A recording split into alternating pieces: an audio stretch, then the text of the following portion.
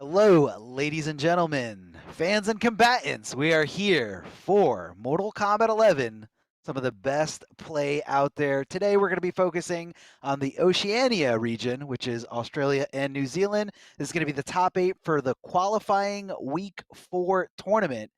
My name is Darth Arma. I am joined by Wonder Chef. I know a lot of people have been missing you. I myself have been missing you for quite some time. So I'm really happy to see you on here. Really happy to be sharing the mic. Chef, how are you doing today? I'm doing great. I'm super happy to be back. It's been a really long time. I think it may have literally been since we were in Montreal together.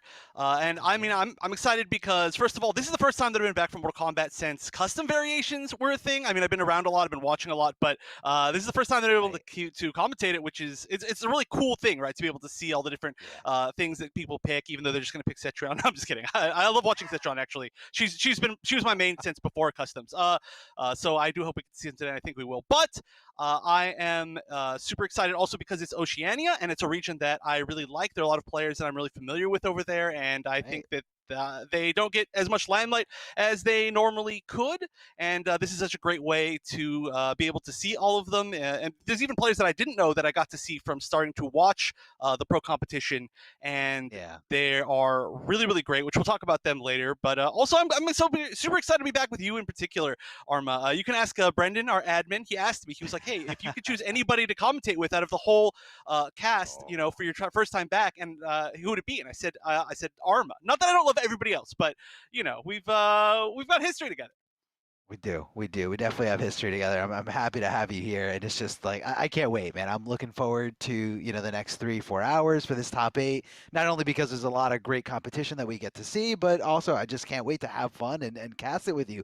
So again, guys, remember today's tournament is presented by PlayStation 4. And yes, make sure you guys check it out. So Mortal Kombat 11 Pro Competition is presented by PlayStation 4 Tournaments. Check out the PS4 Tournament Open Series. PlayStation 4 tournaments are weekly competitions for all skill levels. Compete against your friends and rivals for unique rewards that you can't get anywhere else. You can visit the PlayStation 4 Competition Center, the one destination that has everything that you really need in terms of content, gives you an inside look on how top players play, and tips and tricks for players of all skill levels. Guys, go check it out. All you got to do is go to compete.playstation.com, sign in with your PSN ID, and it's that simple. A lot of good stuff there, not just Mortal Kombat, not just fighting games, but a lot of different array of games.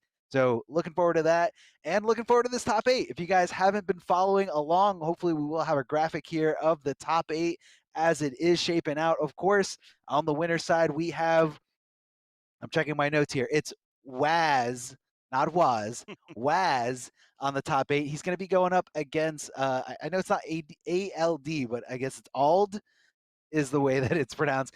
And then after that, it's going to be Swazi versus Wi-Fi Scorpion. Then down in the lower bracket, who do we have, Chef? We've got Ketchup Llama against Solar Plexus, and then Sagat versus Colt the Icon. And throughout this whole bracket, there are a lot of faces that are really familiar, and a lot of faces that I don't know as well, especially down in the losers bracket. I am not familiar with just about 3 of the players. Sagat, I'm very, very familiar with, a very long time player from the region, but on the rest of them, I don't know them quite as well, even if they have been quite around. But that's what's so exciting about online tournaments like these. And I mean, just talking about that, we look up at that Swazi versus Wi-Fi Scorpion match. Those are 2 players that I didn't really know about before pro competition, but over the past few weeks, I have been able to watch them and like get a taste of their play, and both of them very, very impressive. Especially Wi-Fi Scorpion. I'm just gonna go ahead and pre-call that as like maybe my favorite player that I've been able to watch out of this top 8, just as far as their like playstyle and stuff. And I got a chance to watch some of the players play on their streams during the actual Yeah. bracket yesterday, and he's got something new coming out. But I'll talk about that maybe, or he might. He definitely did. We'll talk about that before his match, but I don't think we're gonna get to that one first. Okay, yeah, no, Wi-Fi. Look, and they are very impressive players.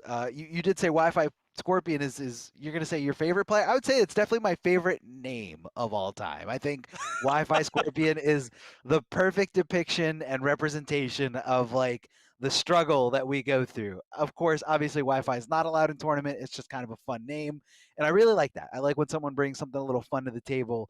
So It's a great name. I think it's definitely a 10 out of 10 name for me. Swazi and Wi-Fi Warrior, sorry, Wi-Fi Scorpion are, in terms of points and placement, yeah, they're a little bit behind Waz because it's, Waz won 3 weeks in a row. But other than that, Swazi and Wi-Fi Scorpion, they're right there in terms of points. So Wi-Fi Scorpion has the second place spot for points. Remember, the top 8 after all these weeks are done in order to qualify for the finale, you have to be in the top 8 in terms of points.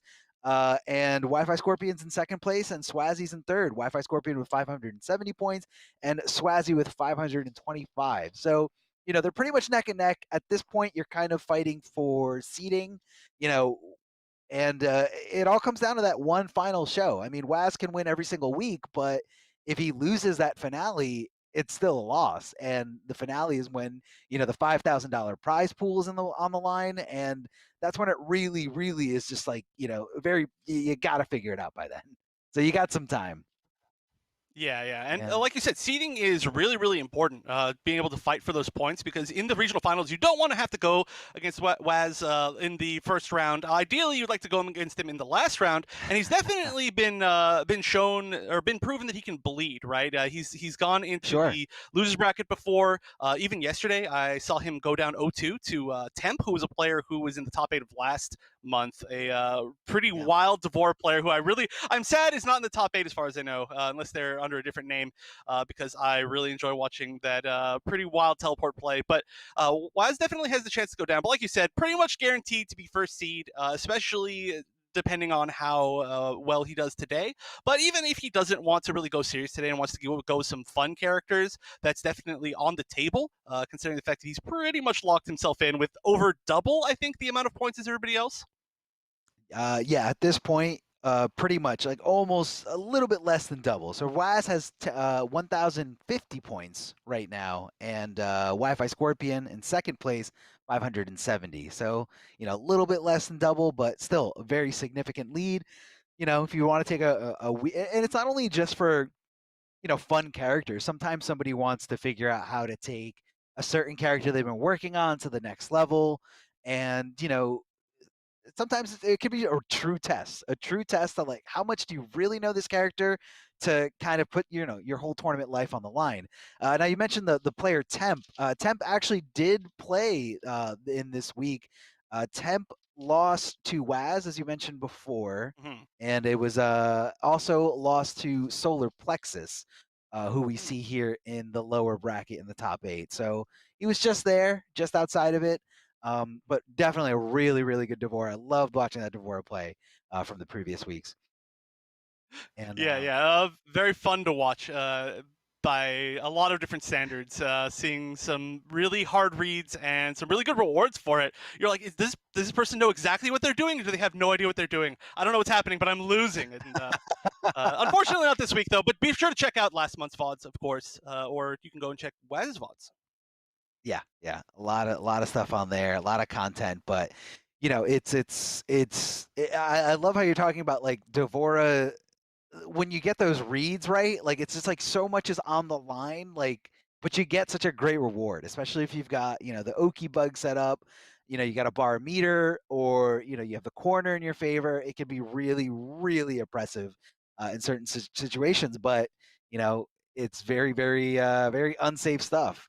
I always call it smoke bomb from the old Injustice One days. I know Uh, you're very fond of those days. You're like, what? uh, I'm fond of those days, but I don't know if in particular I want Smoke Bomb to come back to life. So now that I think of it that way, maybe I'm gonna go play some more Devora. But so while we're waiting for this first match to start, Devora is a character that Waz, of course, tried to play pretty early on, and now that Waz is in Right. a situation like we were literally just talking about, where he can do basically whatever he wants. He can play some fun characters. I wonder what we're gonna see because he already has a pretty wide cast of characters, right? He's got like Jade, he's got Frost, he's got Cetrion, he's got Cassie, of course. While I'm missing, there's so many that I'm literally just forgetting the main characters that he ends up playing. Yeah. But I wonder if we are going to see some fun things today. There's always like Like a lot of people bring out new like Shivas right now because Yeah. she's a lot of fun. There's the opportunity for Devora, like I just said. Maybe you want to go back to it. Maybe when you see Temp play, it opens your mind. You're like, maybe there's an opportunity here. I'm going down 0-2 to this guy. We'll see what happens. But I wonder what we could see Waz play, because he has proven that he likes playing a lot of characters. He can play a lot of characters, and his cast is pretty strong. But I wonder if there's anything that would really cover his current characters. I don't know what his big weaknesses are. It's really hard when somebody makes themselves like a really well-rounded fighter like that. Like you mentioned before Yeah. how he was trying to play Devore in the beginning of the game, and I feel like a lot of people thought that he was going to play that character or be a loyalist to that character. And we kind of saw that shift like right away. I mean, you personally saw that at the summit.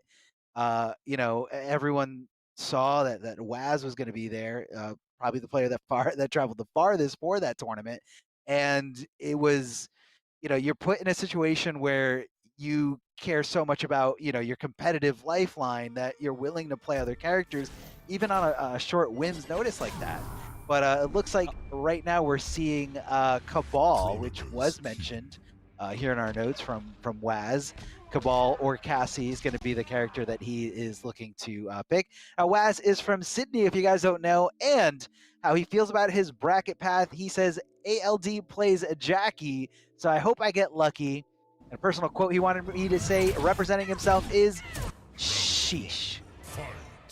I don't know if I'm saying that right. I think it's longer and more drawn out. Yeah. But okay, so I'm excited already starting off. I said I was really excited for my first time to be able to really commentate custom variations, and already we're seeing a pretty unique variation here from Waz's Cabal, where we're going to see the Gas Blast and the Dash Cancel. I know we've been seeing a lot of the like pseudo upgraded Cabal with the air lean, but this is a pressure-oriented Cabal. A lot of safe options, a lot of cancels, and we're already seeing it pay off. Oh yeah, we are here, and I love the opportunity to go for a standing reset here. Very important in this game. I mean, when you leave your opponent standing, you take off, access to invincibility frames. He almost walked back far enough, but somehow that little tip of Jackie's leg able to make the connection. Now Waz lost a lot of a lot of health here, but it was a very costly resource. I mean, that dash punch with Jackie, you can utilize it in a lot of different combos. Sometimes it's a nice Hail Mary to get you, that little boost back into the game, and I don't think he should have spent it that willy-nilly. Yeah, I mean, looking at your crushing blows as resources is such a big deal, and it's already gone in the first round, and that is definitely not good, because that's probably her most common crushing blow, aside from maybe like down 2, which is of course universal. But we're seeing the pressure again, and there are so many little hits that we're seeing from Ald here. It's just the damage isn't really adding up to these full classic new upgraded Jackie combos. Yeah, no, I'm seeing that. I see a lot of, I feel like I'm seeing him second guess himself. Like, he'll go in and think like, oh, this jump in isn't gonna hit, and then it hits, but he didn't commit to the rest of the string, or he just didn't have any faith in that one jump in, but it did work out. But hold on, he's still in this. Gas Blast to just kind of keep himself away, keep himself as safe as possible, and Waz playing it by the book, just throwing down. I mean, at that point, what was she gonna do? You got to go through this projectile hell, if you will, of Cabal's downward buzzsaw, and it's a very tough thing because you got to like preemptively call it out. Like if you get under it and around it, and as long as you don't get low profile by Cabal's landing animation, some people's moves are the faster moves are going to be the highs. It's very specific stuff, and Waz just kind of keeping it nice and safe there at the end. And it worked out for him. Definitely worked out for him.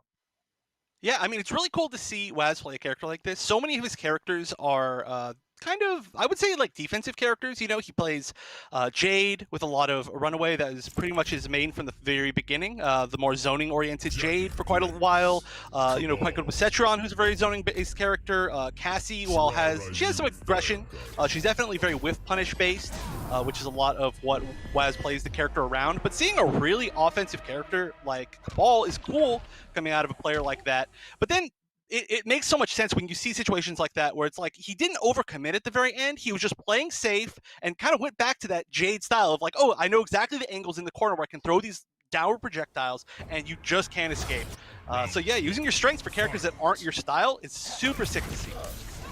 Yeah, yeah, it kind of gives it a little bit of a, you're seeing the character in a whole new light here. But right now, speaking of a new light, Ald off to a much better start here in this game. Very aggressive, getting that hit, and kind of just stopping Waz in his tracks. Yeah, really kind of able to, oh no, that was a, okay, broke the armor I think there, right? But didn't crushing blow, didn't take it. Of course, that's such a big crushing blow. That's one of the coolest ones in the game to me because you can decide to keep it for the punish crushing blow or just take the damage from the armor break, or do nothing. Yeah, so in that case, you saw Waz holding on to it because, you know, it's kind of a great thing to threaten somebody with. What an anti-air there with the down 3. I don't know, a lot of people say you can't stop Jackie from jumping around, but that was a really good answer here from Waz. So, fun fact, I mean, people know that I am kind of obsessed with anti-airs. The ball's down 3, one of the best anti-airs in the game. He leans super far back, and he sticks out his little toe, and it just stops almost everything that's kind of like at a 45-degree angle in front of him. Super good, and Waz clearly knows that. Yeah, I love the fact that he can convert into, you know, really great situations. You know, you can go for the side switch if you're backed up against the wall. You can go for damage. Oh, look at that. And now he gets health as long as he's standing in his own gas. So that gas, poisonous to everyone else except to himself. Gives him some healing properties. Don't really know the science behind that, but it's okay. If you look at the life bars, you can see exactly which way you're going. Yeah, although it's fun to see a kind of like a battle of healing versus a battle of melting away. Oh no, that's unfortunate. Oh, no. Especially with the lead in that situation. But while we're getting back to them, definitely that was a really fun situation to see because you very often, especially once we've seen custom variations, you see people melting away from damage over time on the ground, right? Especially now that we see, like I said, the Jackie grenade launcher, which shoots the goo.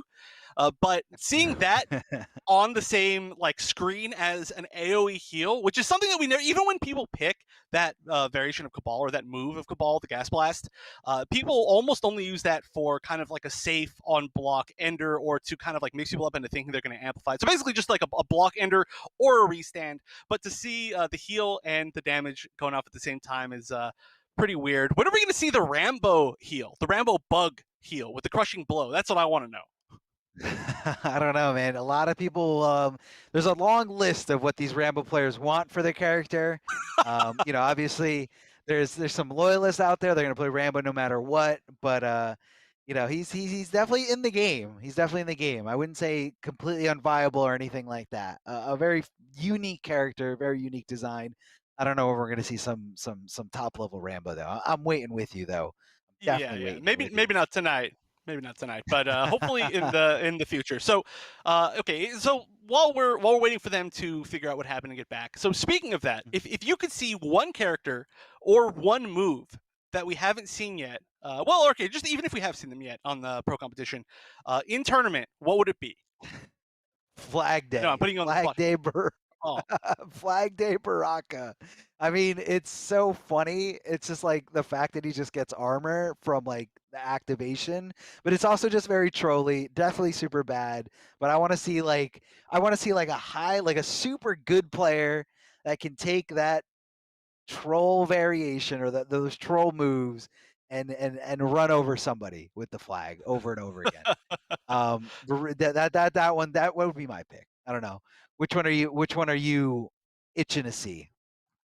Well, before that, I want to say that Biohazard shares the same sentiment as you, as he really wants to see some really good flag Baraka, because I mean, I think a lot of us saw that as one of the first things in the game, right? I mean, it was right there from even like the reveal or the beta, and everybody was like, "Yo, flag mechanic increases his damage. You can drop it, you can pick it back up. That's so sick." So maybe one day somebody will find the perfect use for that. The big flag swing, at the least, is pretty strong. If I had to choose one, I would say, honestly, I want to see more rain. I mean, I know we saw a good amount of rain when he first came out, but just in general, I want to see more rain, and more rain too that uses the. I mean, I know we saw Mighty Unjust use it a lot, but the one that like retreats back and then comes back in, and then you can cancel it for meter. I think that is one of the sickest moves in the game. and we never get to see. Oh, you know what? I'm gonna take it back. I'm gonna go. I'm gonna go for rain, but with the lightning clouds. The lightning clouds. I really want them to be good. I really, really, really want to see somebody find a way to use that move because the setups that they can create are super cool. But 2 slots is hard to sell when rain has like 300 good moves aside from that. So what is that move lacking right now that you feel like it's not good? Because there's so many custom variations out there, so many different combinations that you can make. But what's that one lacking? Is it too slow? Is it what's the problem here? So we can I add it to the list. I mean, I don't know exactly. There are a few different things they could do, right? They could make it less spots, or they could make it so it doesn't like push you back in the corner when it's blocked, or they can make it so that it doesn't like go away when you block something, or something like that. But regardless, I think there's still some ways to set some stuff up. Okay. I've messed with it online; it's pretty fun. So maybe what it's lacking is just a good player to really lab it, maybe.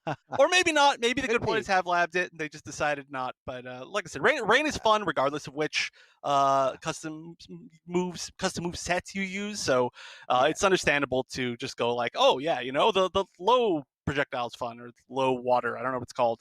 Or hey, the air downwards diagonal dive kick that you can make safe is fun. It's like yeah, it's all fun. It's rain. It's sick. It's all fun. And not only that, you got like one of the best wave dashes in the game. You literally move like water when you're wave dashing with that character, like point A to point B in like no time flat. So yeah, definitely a fun character to play around with if anyone hasn't, given Rain a shot. I know some of his buttons are a little bit slower than people would hope. I mean, everyone always wants faster buttons no matter what. Like it's never good enough. But in this game, if you don't have a 6 frame down one, like, oh, what's the point? It's too slow. It's too nothing. But yeah, we're just trying to again, guys, we're trying to sort out what happened here in terms of the connection. But Ald, I guess is it Ald or ALD? Hopefully he'll correct me. Is as we saw before playing Jackie on stream, also has a Sonya that we could see in the right setting, in the right scenario. Right now, he's facing the best player in this region, which is Waz. Ald is also from Melbourne and says, I might smoke Waz, but I don't know. Wouldn't want to hurt his feelings. So I guess that's what happened in that last match. He was just saying, I can't do this to Waz. This is too hurtful. Let me disconnect so he doesn't get upset. I'm just kidding. He also wants me to tell everyone to buff Sonya. So seeing a seeing a pattern here. So we're playing Jackie, but we also have Sonya. But I guess he's saying Sonya is not good enough, so I'm gonna play Jackie. Jackie's a I've really strong noticed that character. I mean, Jackie's a strong character, but I've noticed that there are two character players that player types that always ask for buffs. It's always Sonya players and Scorpion players. Have you noticed that? Every single one, they'll have like they'll like constantly be like they're like on a campaign. They're like buff my character, buff Scorpion, buff Sonya. But then of course we see a bunch of those characters do well. I mean, maybe more Scorpions nowadays.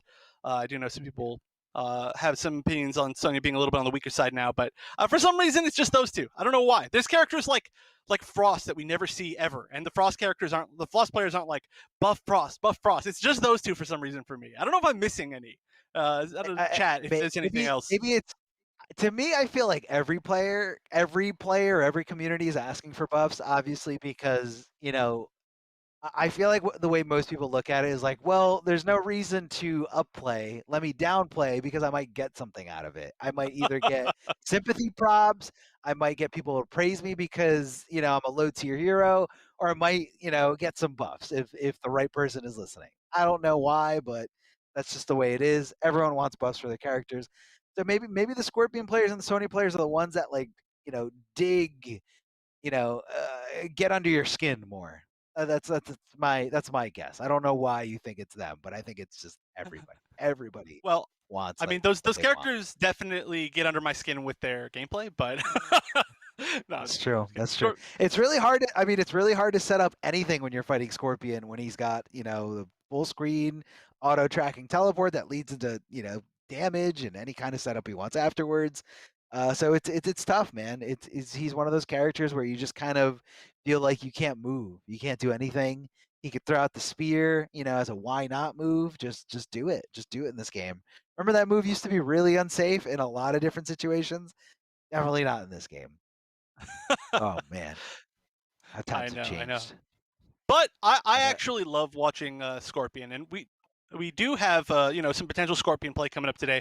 It's really interesting to look at the players in this region. I feel like a lot of the players are either hyper aggressive or hyper defensive. Like we see a lot of like Cetron players, or we have Waz who's pretty defensive, and then we have a lot of like we've got like the Jackie play that we're seeing right now, or we see like some Kung Laos, a few Kung Laos for some reason.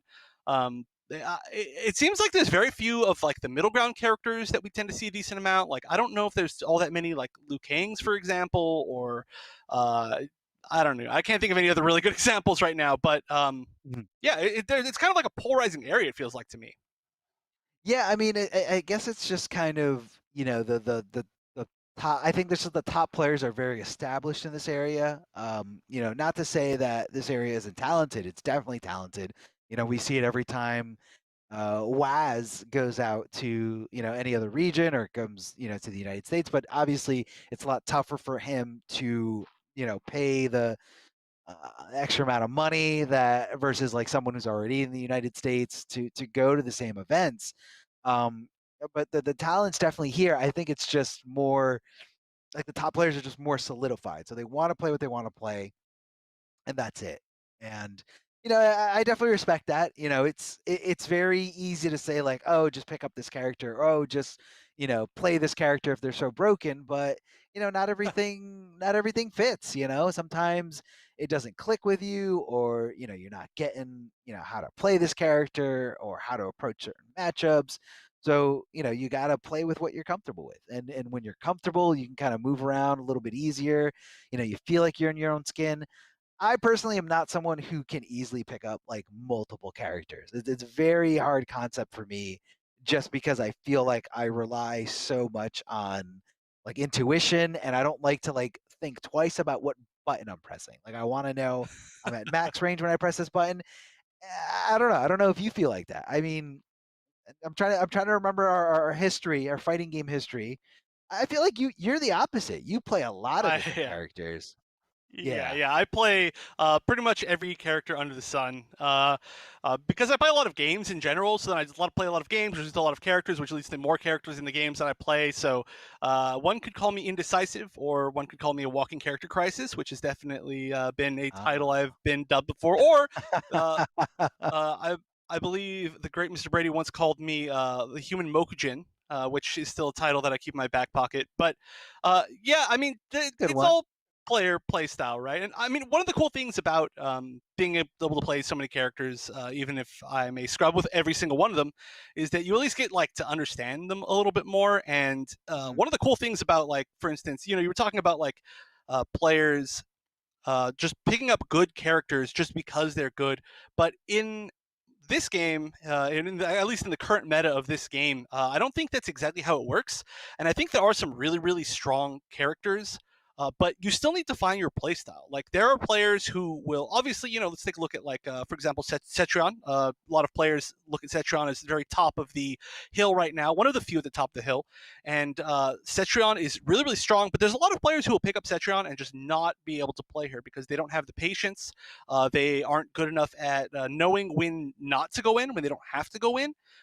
They like commit a little bit too much, and they won't find the success. And we've seen that. We've seen a lot of people try to pick up these secondaries. We've seen it with Shiva. A lot of people are like, "Oh, Shiva." Look, we see Dragon Stance is really good pre-nerf, and we see Stomp's really good, but people still won't understand like really how to get into their opponent's head with those type of like low or like medium reward but high risk options. Same thing with Jackie. You need to be like a really hyperactive player who is super always pressing buttons and knows exactly when to go in, and how to play around the mind games, the air mobility.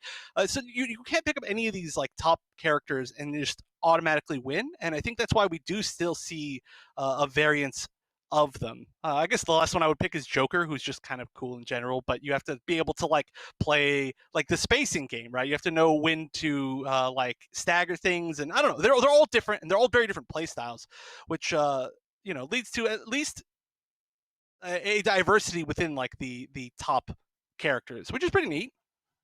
Yeah, yeah, yeah. No, it definitely is, neat to see all those kinds of, different approaches. And I feel like NRS did such a great job with kind of having a type of character for everybody. You know, a character that's like heavy on command grabs, heavy on set play, spacing. You know, no mix-ups, more mobility, and then like even beyond that, you can kind of tweak them a little bit. You know, you mentioned before that now this is your first time commentating with custom variations as a thing, and you know the possibilities are pretty much endless. What's really cool about the custom variations is all right. So obviously, in tournament rules, you can't back out mid set to create a new variation. You have to have any variation that you could possibly play already loaded in the game, like already loaded on your loadout, ready to pick. So I feel like what happens to a lot of people is they'll run into a matchup and they'll be like, man, I really can't do anything with this loadout, or, you know, every time I play a Cetrion, this move that I have, you know, that's taking up a slot on my current variation is just useless. Let me go look at the character. Let me go look at the loadouts again, try to customize the character a little bit differently and actually put something useful in that slot rather than the move that I'll never use in this matchup. And then so you have to just like keep building all these different, you know, variations. It's, you know, if you approach the game in that way.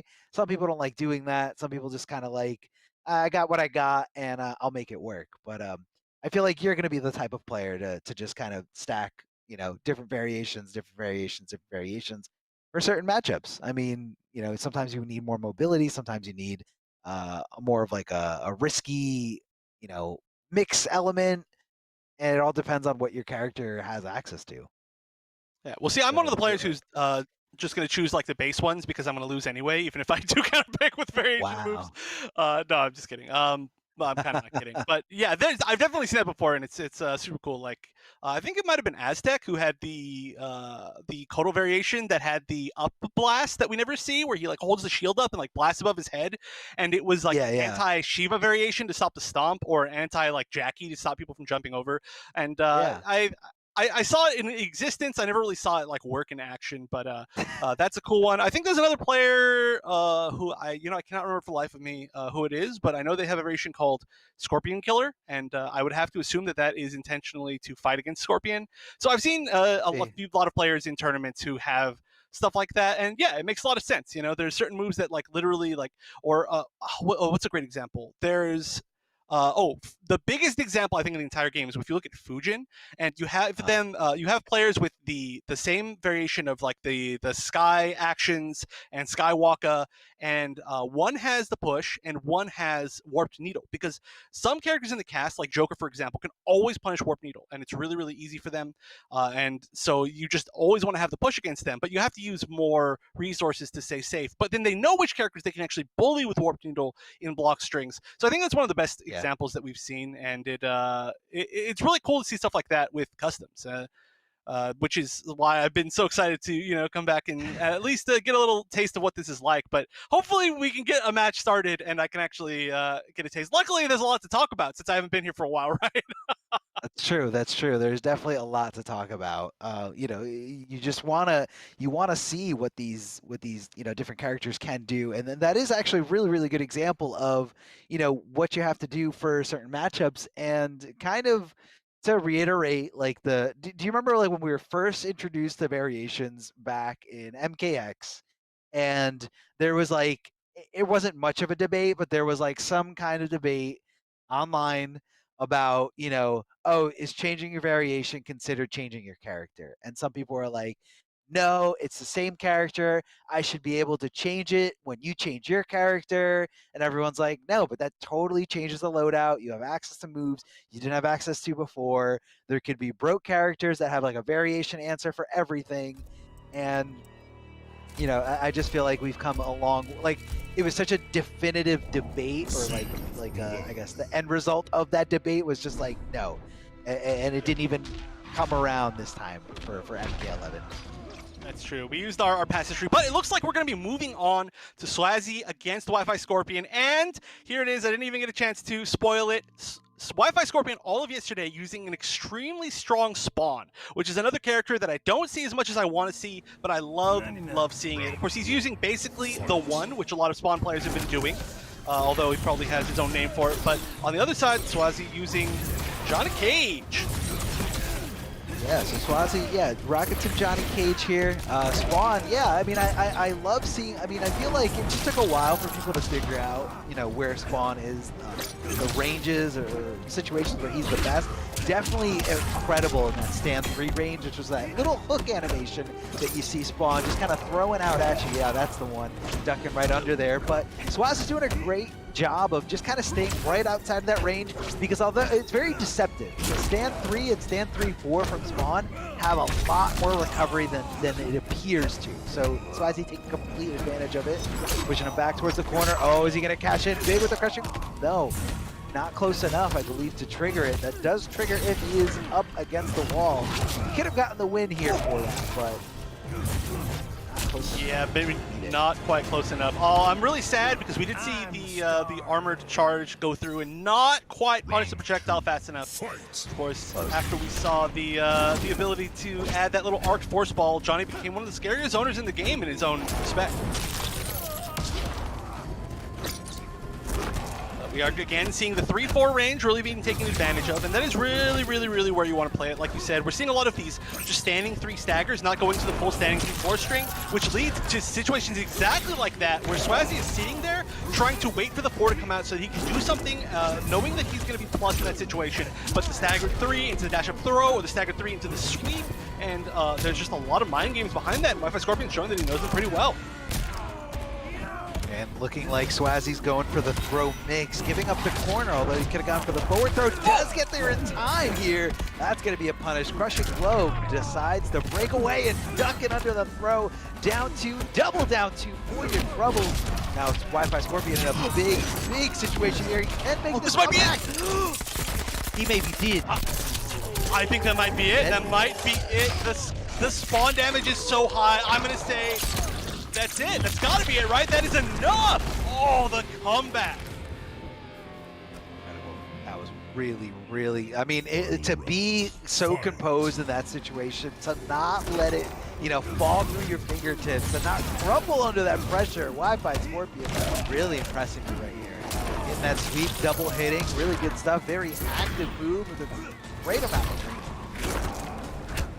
So the big thing about the 1 is that it does lose its armor break, which is why you saw such a quick breakaway from Swazi in that first game. But once they do get that breakaway, that's the moment that all that Spawn needs to do is land one big hit, and you are donezo. So there's the breakaway, exactly like I was saying. If we can find one more opening within the next 20 or so seconds, then I think Johnny is basically dead.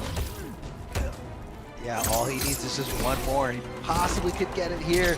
Trying to force the opening here, but Johnny Cage coming with those kicks from downtown, trying to cash in as much as possible because of that breakaway. However, he does find the hit here. It looked like Wi-Fi Scorpion was looking for some kind of stagger pressure, but instead, Johnny Cage just finishing the string normally, keeping it nice and safe, and able to secure that first game here. Swazi trying to jump up to spot number 2 in the points leaderboard. He is currently in 3rd place, not too far behind Wi-Fi Scorpion. Wi-Fi Scorpion does have 570, while Swazi has 525 points.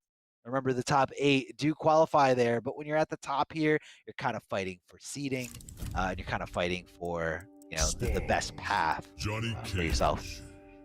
Yeah, I mean, you know, we didn't really get a chance to talk about this too much because the game kind of, the game preview just kind of ended with disconnection issues, which is unfortunate. But yeah, this is the battle between 2nd and 3rd place, which not only is the battle for literal seeding and the chance to maybe, if you win from now on, to overtake Waz, but this is also I don't want to say undoubtedly, but there's a really high chance that these 2 players will play against each other in the regional finals. So this is a great place to try to feel things out. I mean, the fact that we're seeing Wi-Fi Scorpion try this spawn out and then come into him even after the first game loss is saying a lot about what he's trying to learn for trying to take home the big bucks at the end.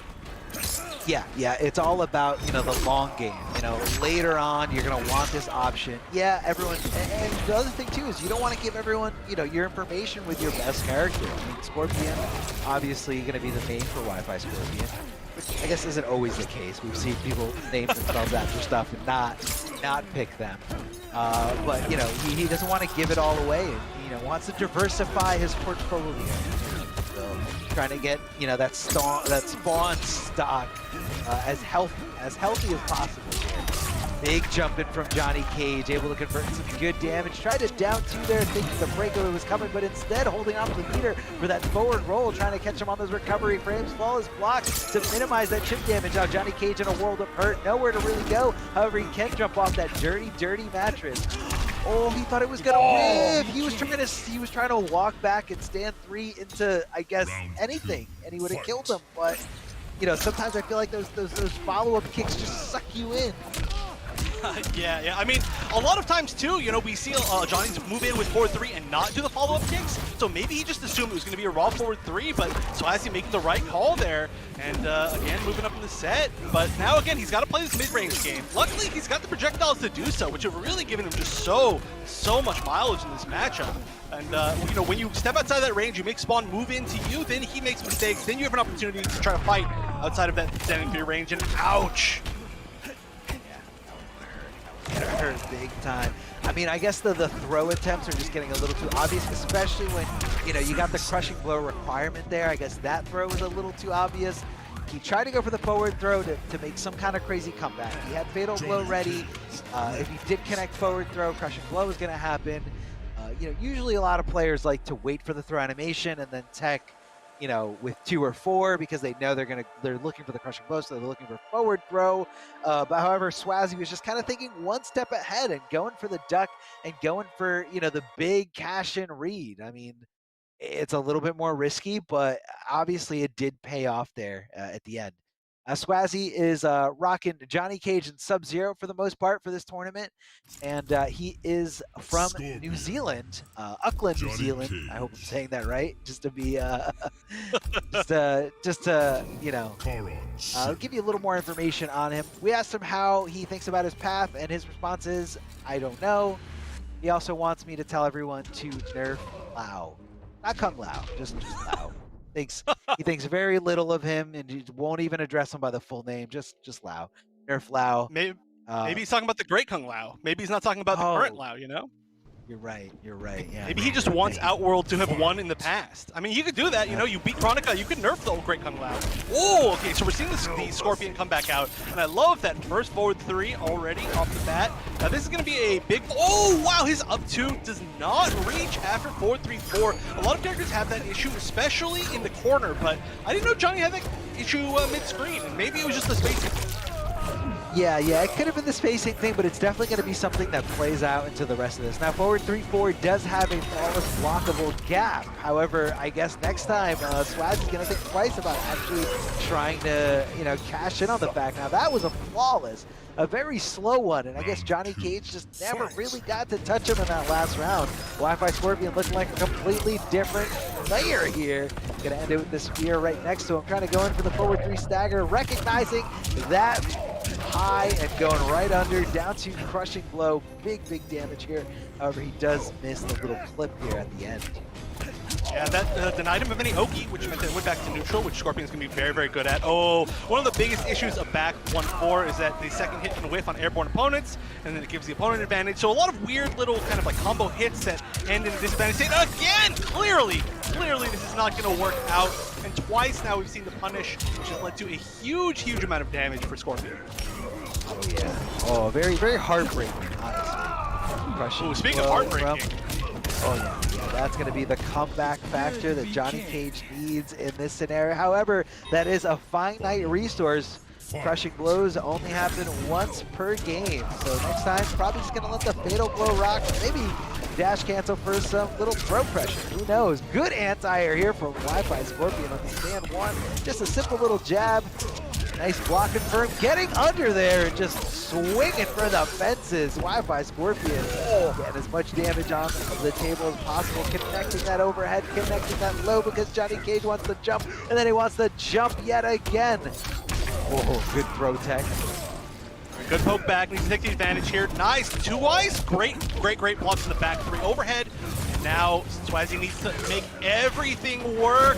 He's almost at chip situation, but you know what? Third time's the charm. Back 3, and eventually it's going to connect now that they sped that move up. And so now Wi-Fi Scorpion is going to have to make the 3-0 comeback. But I mean, starting out off with a flawless is definitely the way that you want to start off a 3-0 comeback, right? Yeah. That's how you want to do it. I mean, and right now uh, he's just feeling more confident. Like I can see it here in the gameplay, a little bit less second guessing yourself, and just a little bit more, all about the read, all about the confidence and what is going to work here. So again, Wi-Fi Scorpion, second place here in this region in terms of points. And I'm seeing why. I'm seeing why. The anti-airs are on point. We saw a little bit of Spawn, which is the secondary character for Wi-Fi Scorpion. And Wi-Fi Scorpion is from Melbourne. And how he feels about his bracket here, his tournament path, is surely make second. That's it. Just confident enough to get over everyone else, except I guess Waz, which is undoubtedly the best player in this region. And his quote is "Sup, Mary." Just Mary. So Mary, whoever you are out there, someone saying what's up. Yeah, big ups to Mary. All right. Can we get the chat, please, to give a big shout out to Mary? Thanks. Yeah. Big shout out. I love this. The Halloween pack here, the costume, the werewolf from Johnny Cage. So throw a little flavor in here. Swazzy, he's sticking with the same character, just a different little look here. Wi-Fi Scorpion. I didn't actually see if there were any move changes, but I probably should have looked. But again, just getting used to the custom variation. I assumed he was going to pick the same, but we do see the straight fireball, so it's not the same. Yeah, it looked like the arcing fireball was really good against a tall character like Spawn. It was kind of forcing Wi-Fi Scorpion to not even look for the high in a lot of situations. So this time, it's always going to be a high no matter how high or how tall they are, but it is a lot faster here. Down to just in case he did break away. Very smart on Wi-Fi Scorpion to not, or to opt not to go for it, but that was a big whipper right in front of him. And, this is looking like a totally different game. This is a huge amount of damage. I mean, without breaking, that's almost like 400 damage in the corner, but not going to give him a chance. Oh, this looks like this might be over. I mean, this is not going to kill probably, but we are going to be just about one hit away, and if you can make this comeback, I've got something for you, but we're not going to have to figure out what that is because that was a quick game. And you were talking about the ability to switch custom moves just to counterpick certain matchups, and that is a perfect example. Just getting rid of the arcing fireball and giving him his normal fireball. We didn't even really see any of the moves that were in the variation otherwise, but the fact that he took out a move made the game completely different because that becomes like a footsie's fireball rather than an actual like angled fireball, like a zoning fireball, and he controlled that mid range better. He didn't let him throw out those forward 3-4s that were giving him issues because he couldn't flawless block them, and etc. And so now, if Wi-Fi Scorpion wants to get that second place, then he's gonna have to make it through the losers bracket. Yeah, I'm not. That was definitely a tough thing to kind of the comeback was happening there, but yeah, maybe it was all because of that specific loadout for Johnny Cage the first time around. Maybe a little bit more catered to Spawn specifically because of the range that Spawn likes to play in. Stand 3 range and just kind of contest with Spawn's fireball a little bit better. We also saw the cage rage there from Johnny Cage at the end. A very unique move, very strange properties, but worked out there for him.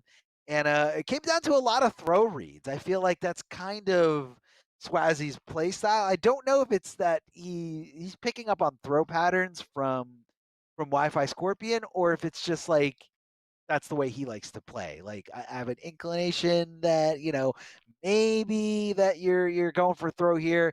I'm gonna risk it all, risk it big. Hope you're not throwing a mid, and go under that throw down to crushing blow for some good damage, some really good damage here. Yeah. Twice we saw gigantic down to crushing blows. Twice, at least in the last 2 games. There's probably more in the first ones that I've already forgotten about, but it definitely did a lot come down to those throw reads. But it's what you got to do, especially when you're playing a character like Johnny Cage, where your main game is going to be these strike throw or like strike stagger mix-ups. You kind of get in your opponent's head, and it's just what you got to do. Yeah, and a lot of people like to play like that. Some people don't play like that. Some people will, sometimes they'll kind of like passively let go of block and then hit block again and be like, oh, I saw it with let me do, what I got to do, whether that's down to crushing blow or your high starting string, that'll punish in that range. But some people just like fully commit. They're like, I know this is coming. I'm holding down, and here comes this down to crushing blow for a lot of damage. So it looks like we're gonna be popping into the lower bracket here for. Now, did we get results for that first bracket? I'm sorry, the first match, but okay, so we do have the results here as I navigate through Discord. Don't know if you've got it in front of you, Chef.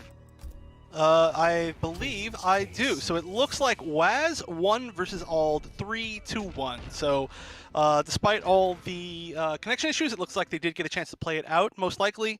Or they just didn't, and it's really sad. But Waz was ahead in the set regardless, and not a huge surprise to anybody, I think, to see Waz moving on. So it's going to be Waz taking on Swaz.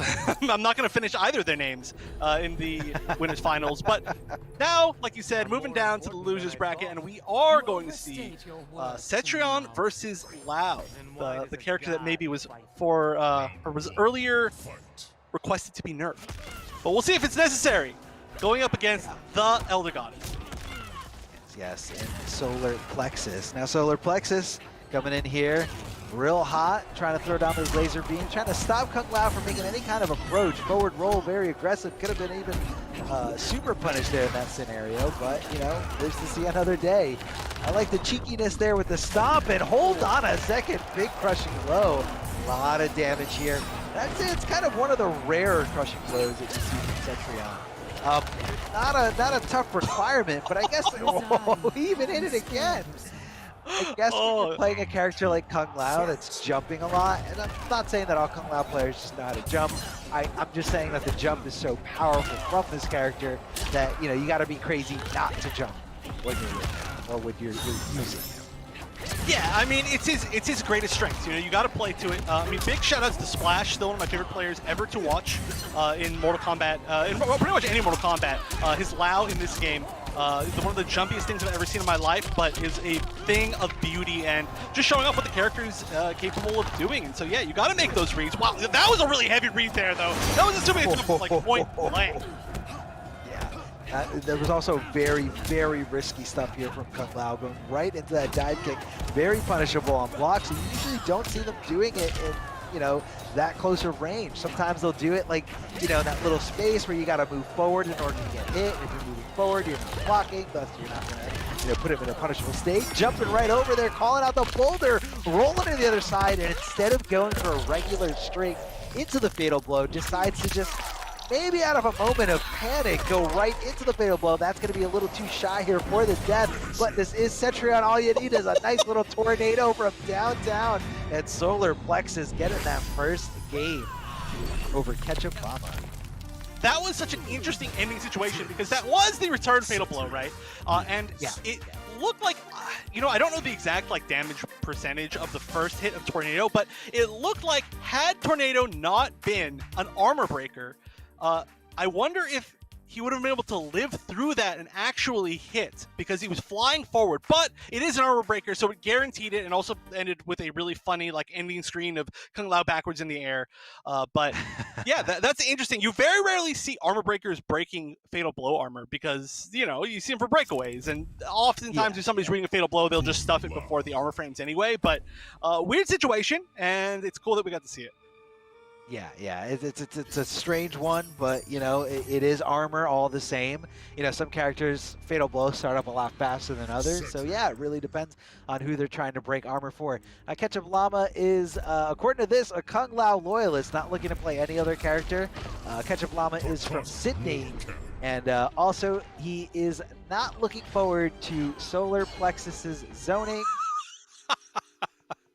I mean, I don't think anyone is. I don't think anyone's looking for it. I'm just kidding. We all love watching Sony. And then the quote that he wants me to say for him on stream is, for the Wu Shi. For the Wu Shi's going to get in over these boulders. For the Wu Shi's going to go in and hit those mids. Just kidding. He's going to go for throws just when you think he's going for mids. Right now, that orbiting hat not connecting to the combo that he wants. And Cetrion's wall is really keeping him at bay here. The boulder's so scared of him. You don't want to jump into him, but you do want to hop over them. Yeah, and I mean, talk about zoning. He wasn't looking forward to the zoning, but he didn't say anything about this rush down from her, which is a thing that Cetron can do now. Of course, it's one of the reasons why she's quite so good. But oh, great anti-air. Maybe a little bit closer, could have gotten a, or maybe, could have even gotten like a second barrier right there, just because it did hit kind of meaty as an anti-air. But regardless, great teleport to get that corner control back. But whoa, we're seeing the, I don't even remember what that's called, the like up and down hat. Yeah, the squiggly hat. That's, I'm pretty sure the official hat. I'm gonna agree with that. We begged him to change it to squiggly hat. They said, all right, possessed, got it. Possessed hat. But I like squiggly hat better anyway, so we're going to stick with that. But yeah, seeing the amplified version of it kind of actually as a zoning tool is pretty unique. We used to see that a little bit more kind of like as an up-close tool, but then it got nerfed, and so we don't see it. Nice! Great conversion! Catching with the orbiting hat, and needs to take advantage of this. He's doing it. A lot of jumps. A lot of jumps, but that is very successful there. Big jump in two, able to convert into some good damage. I'm seeing a lot of jumping here from Solar Plexus, just trying to get some space between himself and Kung Lao in order to apply a little bit more of a zoning game. And Kung Lao immediately, right after round begin, going for the dive kick. I need to be right on top of her. And I guess he's okay with, he's definitely not okay with taking these boulders, but I guess he's okay with, oh God, just boulder after boulder. Kung Lao getting sniped out of the sky here. Oh, that was the last thing he was looking for.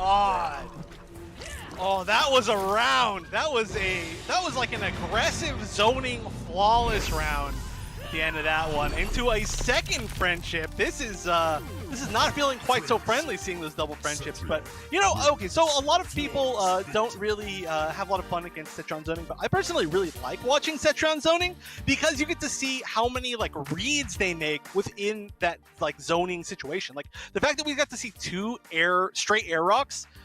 And they both hit, it's like, oh, you got red. It's almost like you're being mixed up or pressured from full screen, or in that case, like half screen.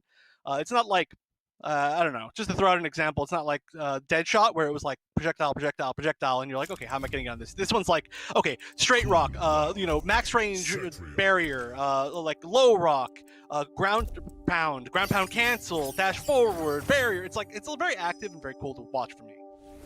Yeah, she's definitely got a little bit of variety in terms of the zoning. Like, it's not just the same fireball you're seeing over and over again, or the same sonic boom that you're seeing over and over again. But she's a very diverse and well-rounded character. She can do a lot. She can do a closed zoning. Solar Plexus is maining just Cetron here today. He's from Auckland, New Zealand, and playing my opponent feels like a high-intensity workout, so he's very comfortable with his first opponent here. And he also says the Polynesian community is so small in New Zealand and Australia, FGC. So shout out to Samoa, the Cook Islands, and Tonga Chiho. I don't know if I'm saying any of this right. This is all foreign to me. The other side of the world. I don't know how they talk. Just this morning, I thought it was Waz and not Waz. So, I have been calling him Waz for years also, but yeah, you know what? At least you attempted. But yeah, we're trying our best always to pronounce everything right, and we get it right maybe 10% of the time if we're lucky. So that's just how life is. But definitely representing all of those areas quite well right now. Although we are seeing Ketchup Llama get a lot more momentum at the start of this match. Not as many boulders, not giving it so much time, but nice usage of the amplified interactable, the meter interactable, to get out of that situation and just back that. Just get out of there. Oh! Can't get far enough away though. And he just did it. He just did it. Fatal blow. That armor just in time here to make sure going through anything Kung Lao was trying. Is he dead? He's alive. He's alive, but it's Cetrion. Oh, man. Straight laser. What are you going to do? I don't know. That's always going to be a tough situation. I mean, there's so many different things you have to watch out for too. The ground pound existing now, the straight laser, the boulders, the barrier. Like, there's just too many options. Lao does have some answers to a lot of them, but sometimes you just got to accept that is life. So match point now. Solar Plexus is trying to move forward with a strong 3-0. Will we get the rewrite again? Will we get it? Are they going to be a state? Oh, got it. Every match. Every single match. Every time! Okay, I'm a huge Solar Plexus fan. This is incredible. The rate of success on these straight air boulders is unparalleled. That was like a totally different pattern than the last time. He did like 3 grounded ones into a straight one. All right, big fan, and Ketchupwalla played well, but unfortunately did in the kind of interview kind of already suggest what was going to be his downfall, and it was the zoning. But you know, great showing up, getting some points. Definitely hope to see them more next time when they're not on the other end of a boulder. Yeah, yeah. Hitting those boulders, not a fun thing at all. Definitely not how you're gonna want to be spending a weekend. Um, it's tough, but it's in the game.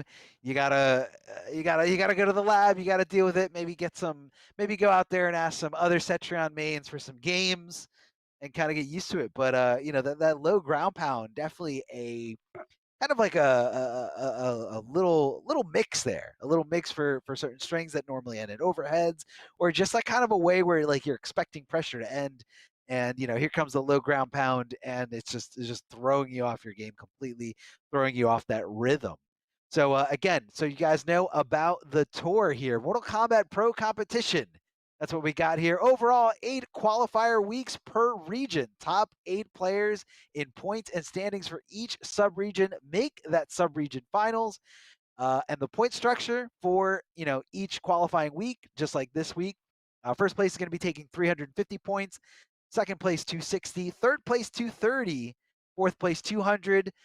The 2 players in fifth place will be getting 140 points, and the 2 players in seventh place will be getting 70 points each. So, in order to qualify for those last regions, you got to get into the top 8 of that region in terms of points. North America League and North America East and West are going to have $10,000 per their sub-region finals, and then we have Liga Latina, Mexico, Latin America North, Latin America South, and Brazil with $5,000 per sub-region finals. Intercontinental Combat, and so that's Europe West, Europe East, Oceania, which is tonight, and the Middle East, they're all going to have a $5,000 sub-regional finals.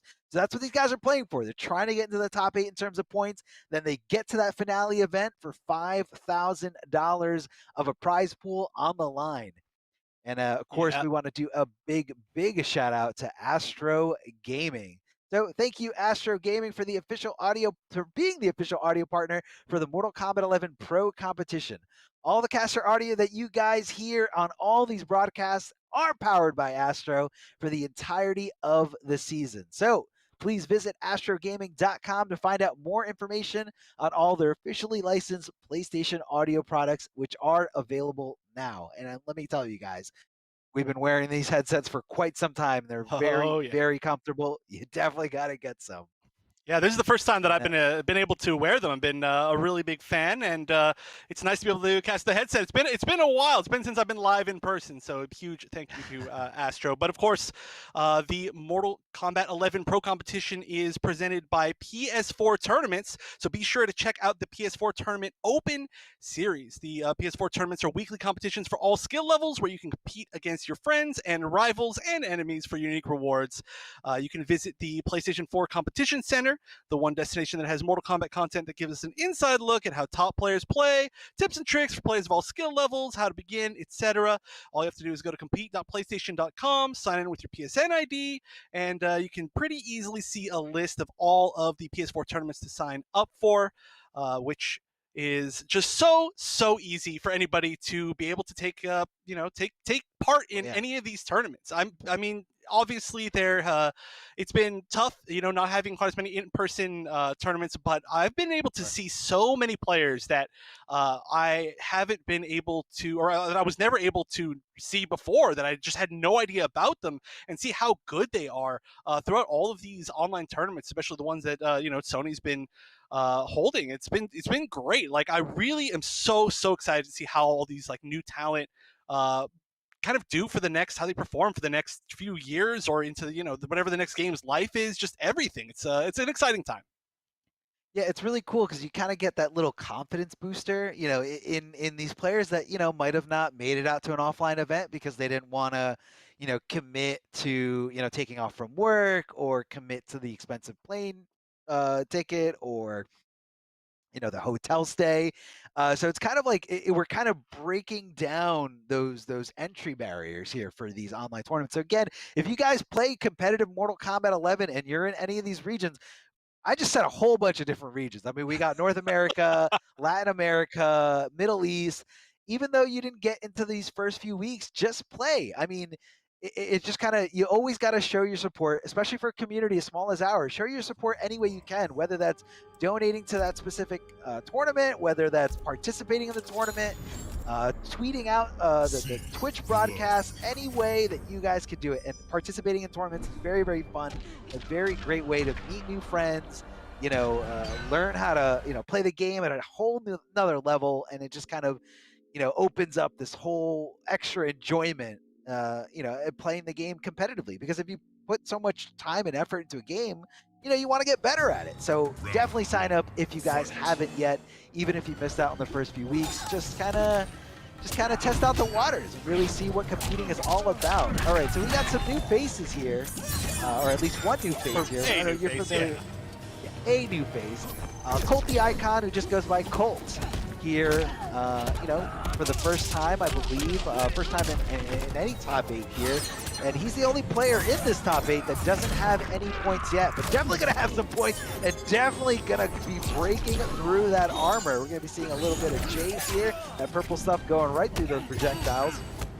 Okay, so but before we even talk about anything more about this match, we need to talk about the fact that we're seeing the Kung Lao. I don't even remember what this stance is called, but the like, I don't know. I literally don't know what it's called, but the spirit stance. This is by far one of my favorite moves in the entire game. I'm going to take back my answer from earlier about the Rain Lightning being the move I want to see, and it's going to be this. And so far, we're seeing a really great use of it, as we're going to see Sagat take the first round. And funny story. So, I mean, I think this might have been like 7 months ago. This might have been longer than that. This might have been like, I don't know, something like that. I went into a tournament that Waz was streaming, and I saw a player playing this variation back when it was actually just the 3 variations, and this was a 3rd one. And I said, what is this? Like, how do you guys know how to fight against this? Because you're all countering super well. And Waz was like, oh, that's just how the meta is in this region. We just play weird stuff. And so apparently this is not the weirdest thing to see, but to me, it's one of the sickest things to see.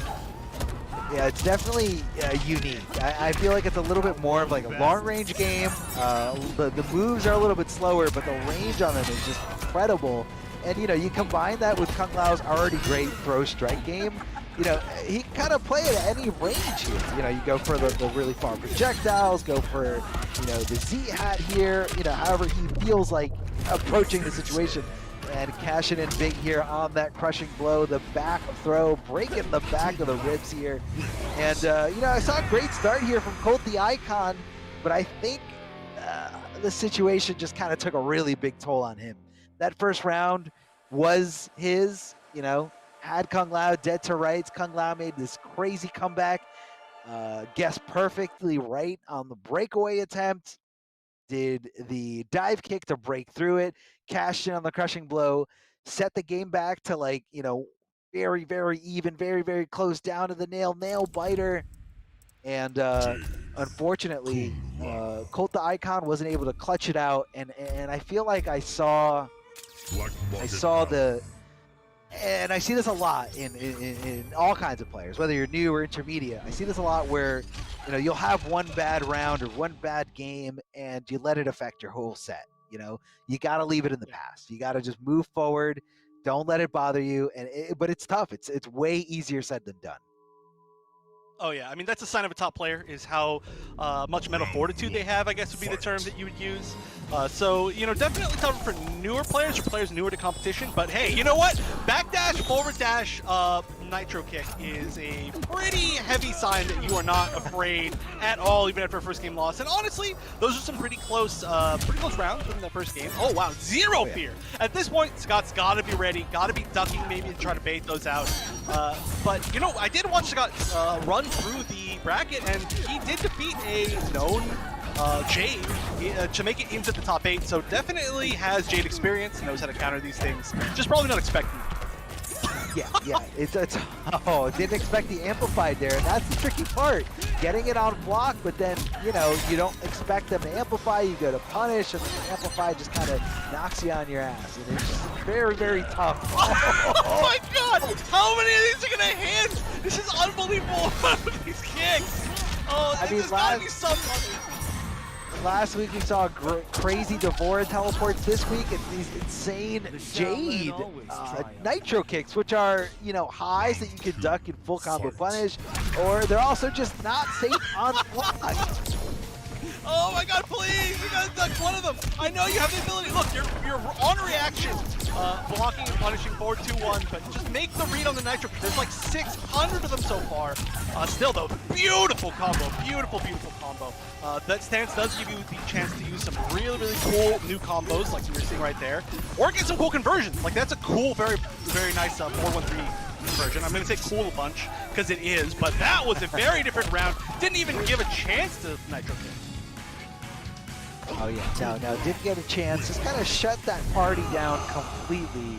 And unfortunately for Colt, the Icon, down to possibly the last game here. Got to make it happen. Down 2-0 in this set, and this is in the loser side of the bracket. So the loser here is going to be out of the tournament in 7th place. Still getting some points, but definitely not where these players want to be. Hey man, you make it to the finale, you'll definitely get some money here, part of that prize pool. So, you know, 70 points can go a long way here. Yeah, and you know, I want to point out the fact that even though it may look a little bit, I don't want to use the term scrubby, but it could be perceived as scrubby the way that Colt the Icon started doing a bunch of those kicks in that game. It's not like that was how he was playing in the first game, and he's received no signal that he should be stopping, as every single one of them basically has been hitting. The only one that was punished so far was because it was jumped over, and that's not necessarily a read on the Nitro kick, it's just a jump, which is going to happen. So the real question is, if it starts getting punished, oh wow, speak of the devil, all right, so if it starts getting punished hypothetically by a down 2 crushing blow, will we see the continuation of the Nitro kicks? I don't know, it all depends. I mean, some players refusing, some players get conditioned too hard, so depending on how much damage that down 2 crushing blow did, it was very significant. You know, how much does that damage mean to you? You know, certain players. All right, now we're seeing the Volt from Jade, a little different here. Big jump in, but didn't believe in the read, didn't want to commit to it at all here. Does hit those Delia dance cancels here in that low, but really not enough damage. He doesn't go into like a full combo. That's going to be an overhead, very unsafe stuff, but very tricky to see coming. Yeah, if you're gonna cancel. If you're gonna win through Dahlia's dances, you've got to read a lot of them, and you've just got to really get in your opponent's head, make them really start blocking, maybe start throwing them. It's not an easy path, but it is a nice addition to her kit that she wasn't able to really take advantage of before customs. And right now, I like the fact that we are seeing a very different playstyle, and we're seeing a lot less than Nitro Kick, so truly that was an adaptation, and that wasn't just somebody who didn't know that it was bad to throw out unsafe moves. I really like this play from Colt the Icon, and there we go. This is a perfect example of how you're supposed to use Dahlia's dance in that kind of Jade pressure. Yeah, you just kind of don't know, because she's got so many like different hitting strings. You know, some of the strings are just safe if you just let the whole thing rock. There's a mind game behind it. They have the flawless block gap where she can, you know, kind of cover with the Delia's dance there in the middle there, or if they're not blocking low. So many different routes, so many different options you can go. But right now, Colt the Icon, hashtag the Icon, is in a very tough spot here. Oh no, going for a huge ride, and that's going to be just enough damage, more than enough damage here, and it's going to be Sagat taking it over Colt the Icon. But don't let it discourage you. You did your thing, man. You came out here, you got into the top 8, you got your 70 points, and puts you in a good spot here. So if you come back, make another top 8 appearance, you'll get into that finale, you'll get to play, and you'll have time, because there is definitely a lot of time from now into the finales for all these sub-regions. So Colt the Icon, big shout out to you, but unfortunately, this is the end of your tournament path, but that is just for tonight. Definitely come back and just show everyone what you got. Show everyone what you learned. Yeah, yeah. Honestly, Yeah. I mean, just to kind of extend that a little bit before we move on, I think the adaptation of playstyles from Colt was incredibly good.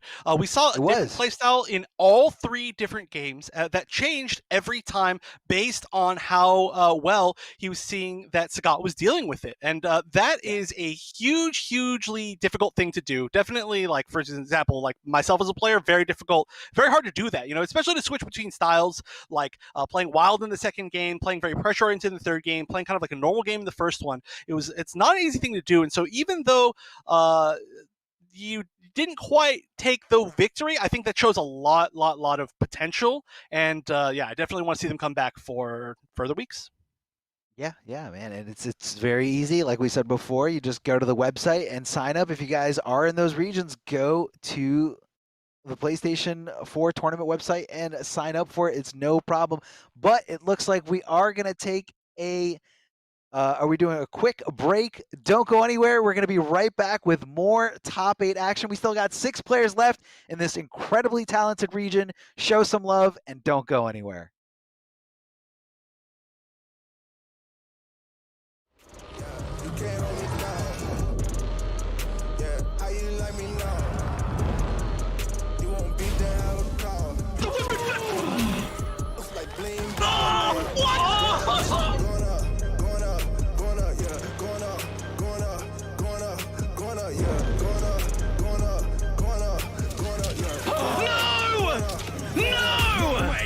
No jokes, no gimmicks, just combat.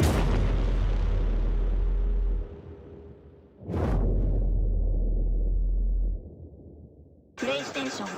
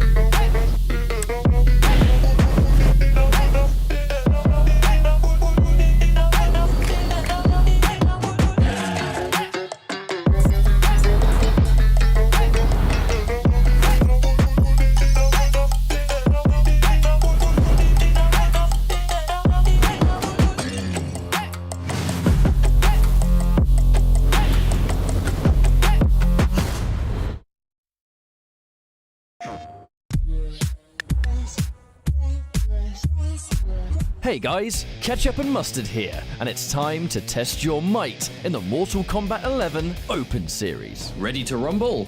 Power on your PlayStation and head to the Events app, filter by type, and select a convenient date and time. Boot up MK11 and locate the PS4 Tournaments menu option. Click it to visit a familiar place, the Console Events tab. Sign up and prepare to play. Once registered, you can view your tournament details and check-in time. A notification will remind you to tighten your black belt and get over here for your match. Continue combat in the open qualifiers to close in on the competition. Thank you for watching, and we'll see you in the tournaments.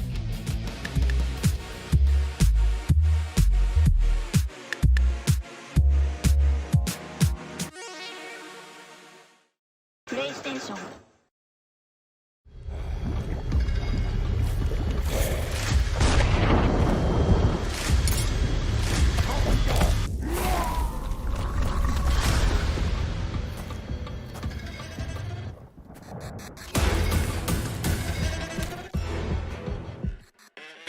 Who are you? I'm your worst nightmare.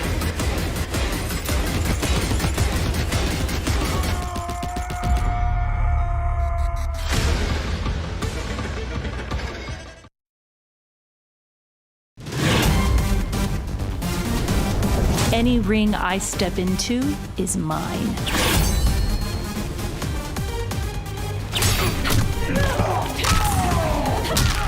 End of the line. Then this fight is now personal.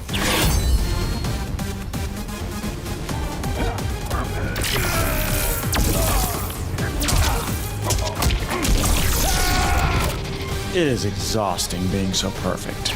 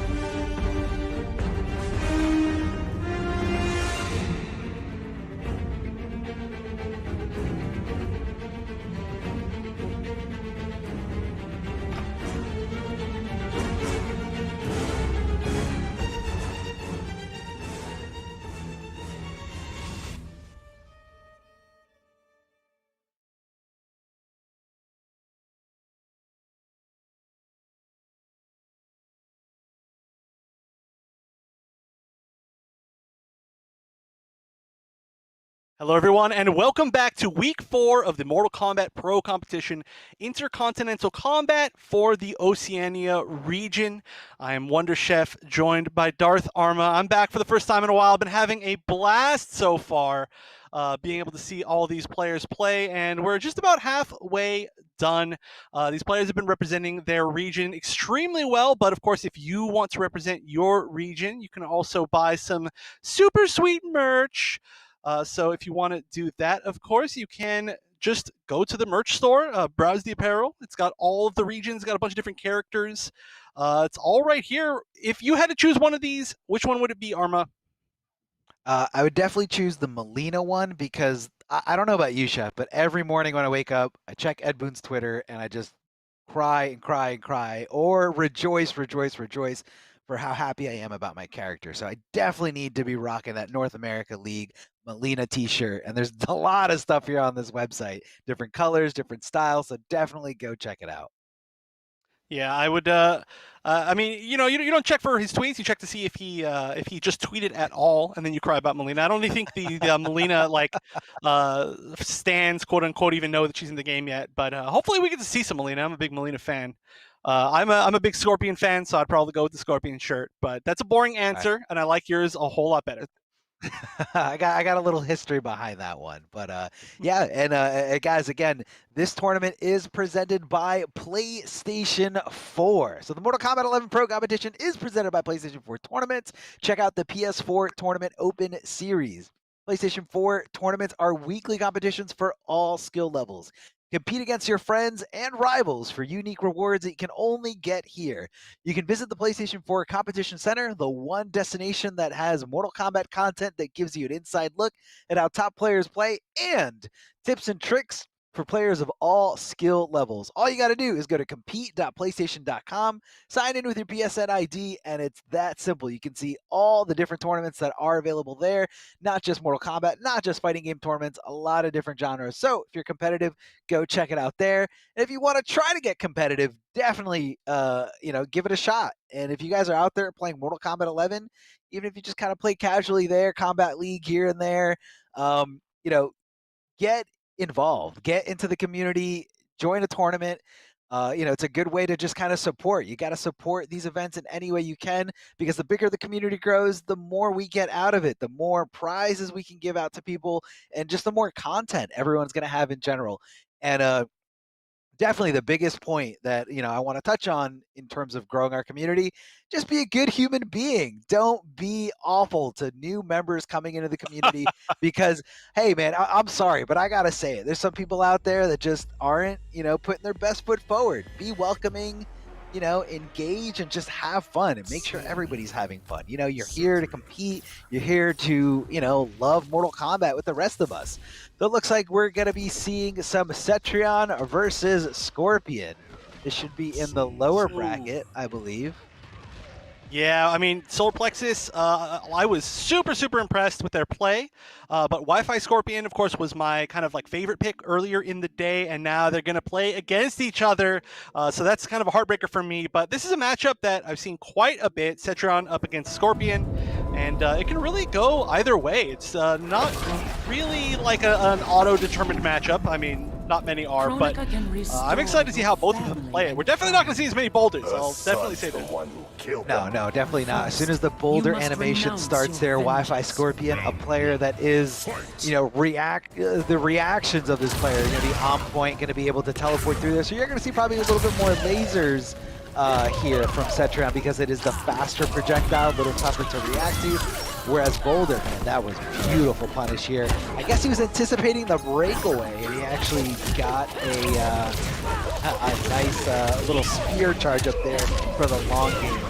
A lot of attack here from Cetrion. Nice little fake there. Yeah, I like that you stayed on the same side. Yeah, I mean, so you expect a lot of teleport feints, teleport mix-ups from Scorpion, but I guess Soul Plex is like, hey, you know what? Cetrion can do it too. Offensive, point blank, same side teleport, and it actually worked out. But now, of course, that means no defensive meter, which means this is going to hurt a lot. I think this might be scaled too much to kill, but it's at least going to take very low. I could be wrong, though. very, very low. Literally, like, oh man. And the success rate of that overhead, very, very high here. And is going to be connecting here, the overhead. Yeah, I mean, the great thing about that overhead is that even if it wasn't overhead, it still hops over a lot of lows, and especially you see Cetron's using a lot of down 3, down 4, and it's going to get over all of that, just go right to the dome, I guess, and get that nice hard knockdown. But it is also an overhead, and it's safe, so everything about that move is quite good. And it over breaks, I forgot about that. Barely see it. What does that move not do? I mean, it doesn't. It doesn't. Mixes, it low crushes. I guess it is a little bit slower on startup, which, you know, was buffed a little bit in one of the previous patches. So I guess oh, what a call out. Beautiful call out there on the wake up, connecting that back 1-4 from that far range. Oh, that was tricky. That was so tricky there. Leaving him in a standing position at the end of the combo thanks to the spear amplified. And then just kind of showing that he's aware of his surroundings. Able to tick throw with that interactable for some good damage, and Wi-Fi Scorpion feeling confident, looking confident here in his first losers match. But it's okay, don't count out Solar Plexus. He's playing Cetrion after all, so you can just kind of make a little bit of the adaptation here, maybe play a little bit more patiently, maybe rely a little bit more on you know, the up-close game. Let Scorpion teleport in. He's probably going to cancel, but Cetrion's got some buttons up close. Very fast normals, and you know, maybe this just requires a little tweak of the variation here. Maybe a little tweak in the custom build. So let's see what Solar Plexus goes with. Yeah, we do see cycling through. I couldn't see because it's really tiny, but we'll see as it loads in. Obviously, Wi-Fi Scorpion has to stick with the same thing. Also, side note, we're not seeing Spawn. Probably doesn't want to play Spawn up against Cetrion. That can be a bit of a zoning nightmare. So, Deadly Winds, it's the same thing. Okay, so all together, all the same. Considered maybe switching. But yeah, you know, within the first match, we saw most of the success from Solar Plexus come from rushing down. We saw some really, really nice rush down.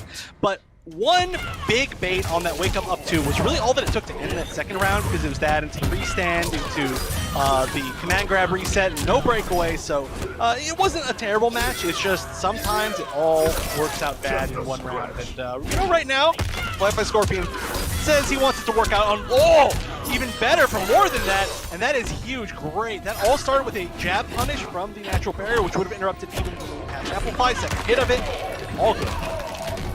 Very, very fast little jab and kind of get there just in time. Oh, somehow connecting that smoke bomb, and definitely going to be cashing in big. Not only cashing in big enough to kill for the first round, but also look at the corner positioning here. Cetrion up against the wall, but we all know she's just one teleport away from getting out. So I guess it was a little telegraph there. Good challenge from Wi-Fi Scorpion with the normals. This time hit confirming into the teleport. Connecting here with that cheeky little overhead after the jumping overhead. That's going to be a counter hit for the crushing blow. Going to amplify that teleport for a lot of damage. No breakaway available for Solar Plexus, and just not blocking that second hit of the low. I'm seeing a little bit of a little slack here. I mean, you know, it's one thing to get hit by a straight low or if there's some kind of mix-up, but that animation is very telling. You know the sword's coming out. It's a very far-reaching mid, and everyone knows, you know, since the beta, that low is coming right after there, because it's definitely the go-to footsie tool for Scorpion. Yeah, I mean, I just think that maybe Wi-Fi Scorpion was just so far ahead in this string that like it was just hard to follow along for Solar Plexus. Maybe just, you know, preemptively trying to like get out of a situation, maybe scared of like a stagger, something like that. But overall, I mean, Wi-Fi Scorpion's pressure strings are all just so well planned out. You know, I mean, using every like interactable. We've seen 2 interactable combo starters so far, which is huge. Ooh, we've seen the switch to Shiva. But yeah, Scorpion's like all of the pressure strings, all of the resets, everything have been so like predetermined, so smart.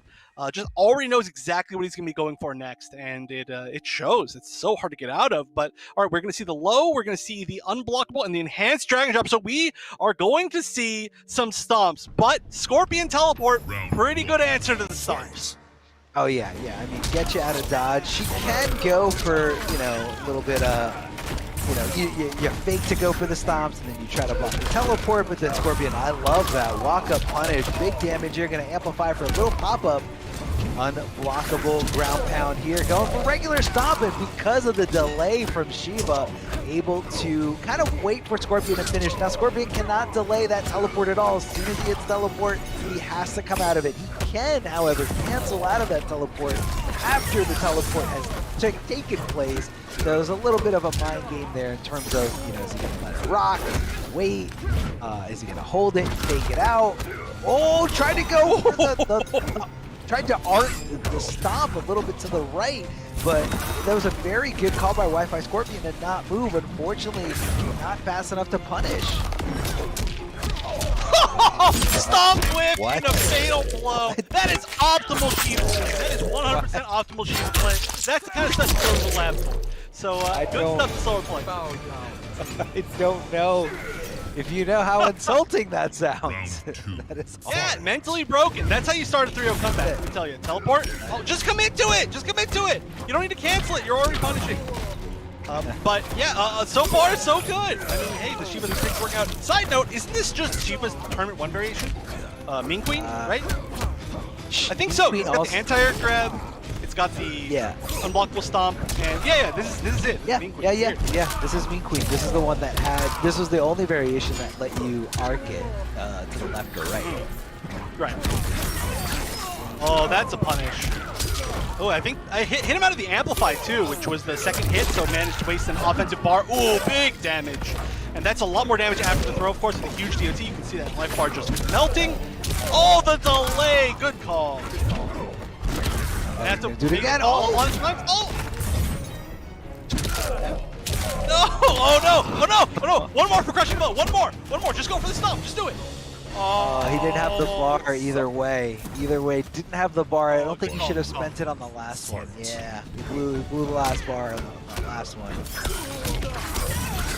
And so actually getting him out of that amplified version of the unblockable ground pound was a pretty big deal because that could have set up a win. But match point now for Wi-Fi Scorpion. We'll see if the Shiva's powerful enough to stomp out his 3-0. Could be. Gotta make this comeback. Oh, no meter for Solar Plexus. Okay, finally got one bar back and one bar back. But this is gonna have to be a lot of hits. All right, gets one. A lot of hits, a lot of stomps. Gotta call it out there. I like a Wi-Fi Scorpion said, I'm gonna try to keep it as safe as possible, but this time getting clipped there as he tries to jump out of the air. Little bit of teabaggery from both these players, just kind of hold it down there. Oh no, don't let him do this. Don't let Crushing him blows do one this. away Don't now. let him- Oh no! Had the chance. The meter was just building too, but Wi-Fi Scorpion isn't gonna let the Shiva plan work. The reads were really good by Solar Plexus, managing to delay every single time that he was gonna teleport punish it. I forgot this was a fatality. I haven't seen this one forever. The dive through, pretty funny. The first one we ever saw, basically. Yeah, because we saw it so much early on. Nobody does it anymore. Everybody does the other one now if they do anything. Yeah. Or the friendship. Friendship's like 90% of the time. Yeah, friendships are definitely the way to go. You know, just it was such a fun thing that they added back into the game. Of course, a throwback to the old. I mean, we haven't seen anything. We haven't seen friendships since, I guess technically trilogy. But it was just kind of, you know, just a great way to kind of a little nod to the old days. And it's just a fun way to kind of, you know, see your characters in different lights. But huge shout out to Solar Plexus. You did a great job getting 5th place, securing a good amount of points and, you know, trying to solidify that spot in the top 8, I should say, in order to qualify for the regional finals. So Solar Plexus, keep doing your thing. Loving the Cetrion, loving all the different options that you have with the character. You know, just gotta work out some things. Maybe work on some Shiva some more, because I did see some success there with Shiva, and you know, she's a great character, unblockable stomps. What else could you want in this character? Yeah, I don't know. Not much else. But, you know, one thing to note is that it was Mean Queen that we saw, which was a pretty interesting choice. Yeah. But we didn't really see all of the options come out too effectively. We did see the ground pound getting like one hit in, but because it's Scorpion, the ground pound is going to be pretty reactable, and we saw it punished quite a bit. We saw the Shokan snag, the anti-air. We saw that like get a combo like maybe 2 times throughout the whole set. So it would be really interesting to see like maybe if they commit to Shiva playing a slightly different variation, one that has like maybe like the March for a little bit more mix up up close, so it's not wholly dependent on the stomps, because you really just need a little bit more damage to make the comeback in a few of those situations, or taking maybe the low for some mix-ups. Regardless, not going to work this time. Going to be sent out, and that means that Wi-Fi Scorpion is going to move forward in the bracket to take on the winner of what will, I assume, be our next match, which will be Ald against Sagat. And we didn't get a chance to see Ald play too much because of the connection problems in the first game, so I'm excited to see whatever character he picks up against Sagat, who I do hope uses more of the Kung Lao stance that I can't remember the name of, and I will probably never remember the name of. But if chat could remind me, I will try to bring chat up. But yeah, Talking about that's the great ancestor moves. Yeah, coming exactly. in from. Well, it looks like he's also got the Z hat in that one as well. But you know, he likes to use that just for a little bit of it seems like just a better way to have like a grasp of, you know, a little bit more like mid to full screen presence, something you always got to watch out for. And it could be something that could aid him in this specific matchup here against Jackie. Jackie does like to take to the sky quite a bit. I mean, if you don't have that super jump equipped, the bionic bounce, are you really playing Jackie? I mean, this is custom variations. You got to use the best tools. We do have a few other you know, custom moves along with this variation build. But you know, let's see what Sagat does. We got the squiggly hat there, amplifying it for, you know, maybe catching some free damage here against Jackie. Maybe she's not paying attention. Maybe she's not anticipating the application of that move. Good breakaway. Good timing. So this is breakaway, I should say. This is definitely a more common variation setup. So this is going to be the one with the orbiting hat, I believe. Oh no, this is the possessed hat and the buzzsaw. Okay, so I misread that for sure. There's a lot of different options you get with Cloud. I love how he's kind of evolved since Customs came out. But it looks like Sagat's pretty good at using all of them, and we're already seeing a pretty quick first round. Yeah, pretty dominant. I mean, not super in his favor. You know, got hit a few times, but, you know, able to kind of keep control of the whole situation. Squiggly hat is able to push her back just outside of that forward 3 range. That's definitely going to come into a factor here when it comes to, you know, that specific string and just kind of, you know, what's the mind game? You kind of want to anticipate it to whiff, because that is kind of the go-to challenge from Jackie, as it is a very, very quick mid. Good conversion here, forcing Jackie to come off that breakaway, getting that back throw. Jackie's holding on the block for dear life. A little too scared as she doesn't have any wake-up options after that breakaway. That was a weird little exchange here. I know, just like held it for a little bit. Oh, he's gonna land it, and the conversion, beautiful.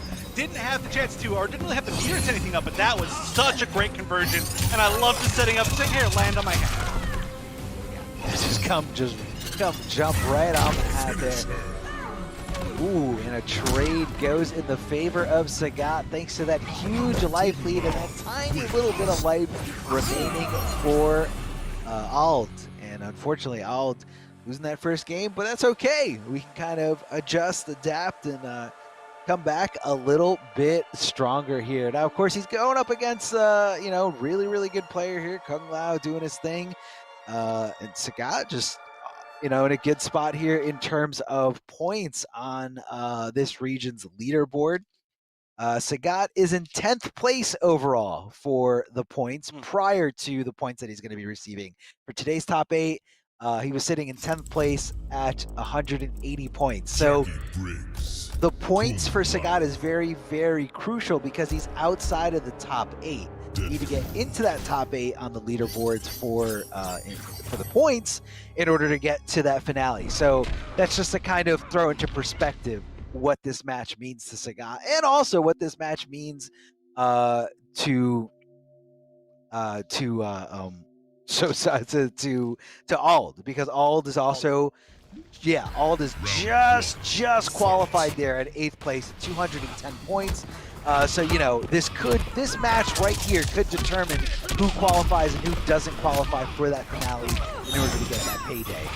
Squiggly Hat getting Jackie as she tries to get up and do anything but block. Gets the conversion. Very tricky stuff, and I guess he was going for a throw there. Huge whiff, and because of that, a big-time punishment city here. Yeah, still taking damage up to the start of this throw, just from that residual damage from the grenade launcher, but great stuff really from both sides here, and we've seen such amazing conversions from Buzzsaw so far that I am just extremely impressed with this play. It's definitely one of the best moves that I think got added to anybody's kit in Customs, and we saw it for quite a bit, but kind of less so as time's gone on. Yeah, just a little bit, but I feel like sometimes it just kind of takes people a little time to explore the best options, certain matchups, because with Customs, these matchups have it's almost like they evolve, with all these different options, and you can tweak things here and there for certain counterplay. You gotta look at everything in a whole new light. It feels like a whole different game competitively. Forward throw from Kung Lao. Sagat looking great, trying to throw down that buzzsaw. There it is. Tracking because it held him. Even though Jackie jumped over to the other side, crossing him up, cashing in big here with that dash punch, crushing flow. Wants to take this momentum, wants to stop the All train right here in it. Wants to stop the Sagat train right here in its tracks, but All able to do something. Yeah, one back throw is really all it takes, but is going to land the hit. There's no escaping that. Down two is going to definitely finish it off no matter what. Could have kept it a little bit less, maybe launching, but it literally did not matter. So definitely going to take back a little bit of momentum. I mean, Alt has not been playing badly. It's just that so far, both Sagat and Waz have been really extremely good at fighting against upgraded style Jackie, which is something that you obviously need to have a lot of experience against in this game. Is you're almost definitely going to run into at least one in bracket, but they've just shown the perfect amount of knowledge, like anti-airing after blasts. There we go. The perfect patience to block two of them. There just hasn't been there hasn't been really much aggression started from Al. Just hasn't had a chance. The zoning's almost worked better than the rushdown.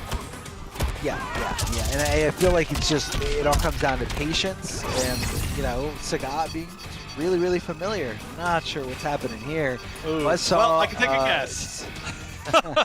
Buzzsaw broke cut the game. The server, cut the Ethernet cable in half. But it's a little bit unfortunate. It is well, you know what? I was about to say it is winter, so there's storms. But you know what? It's not, because they're on the other side of the world from us, so it's actually not.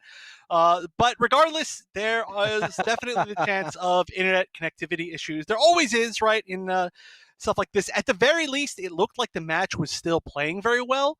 It may just be some sudden drops, which is unfortunate, but we'll get that figured out.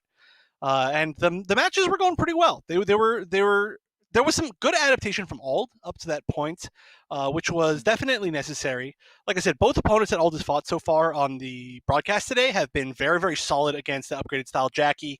Haven't really fallen for any of the like air blast mix-ups, haven't really fallen for any sort of trying to anti-air when they shouldn't on normal jump-ins or on leaps.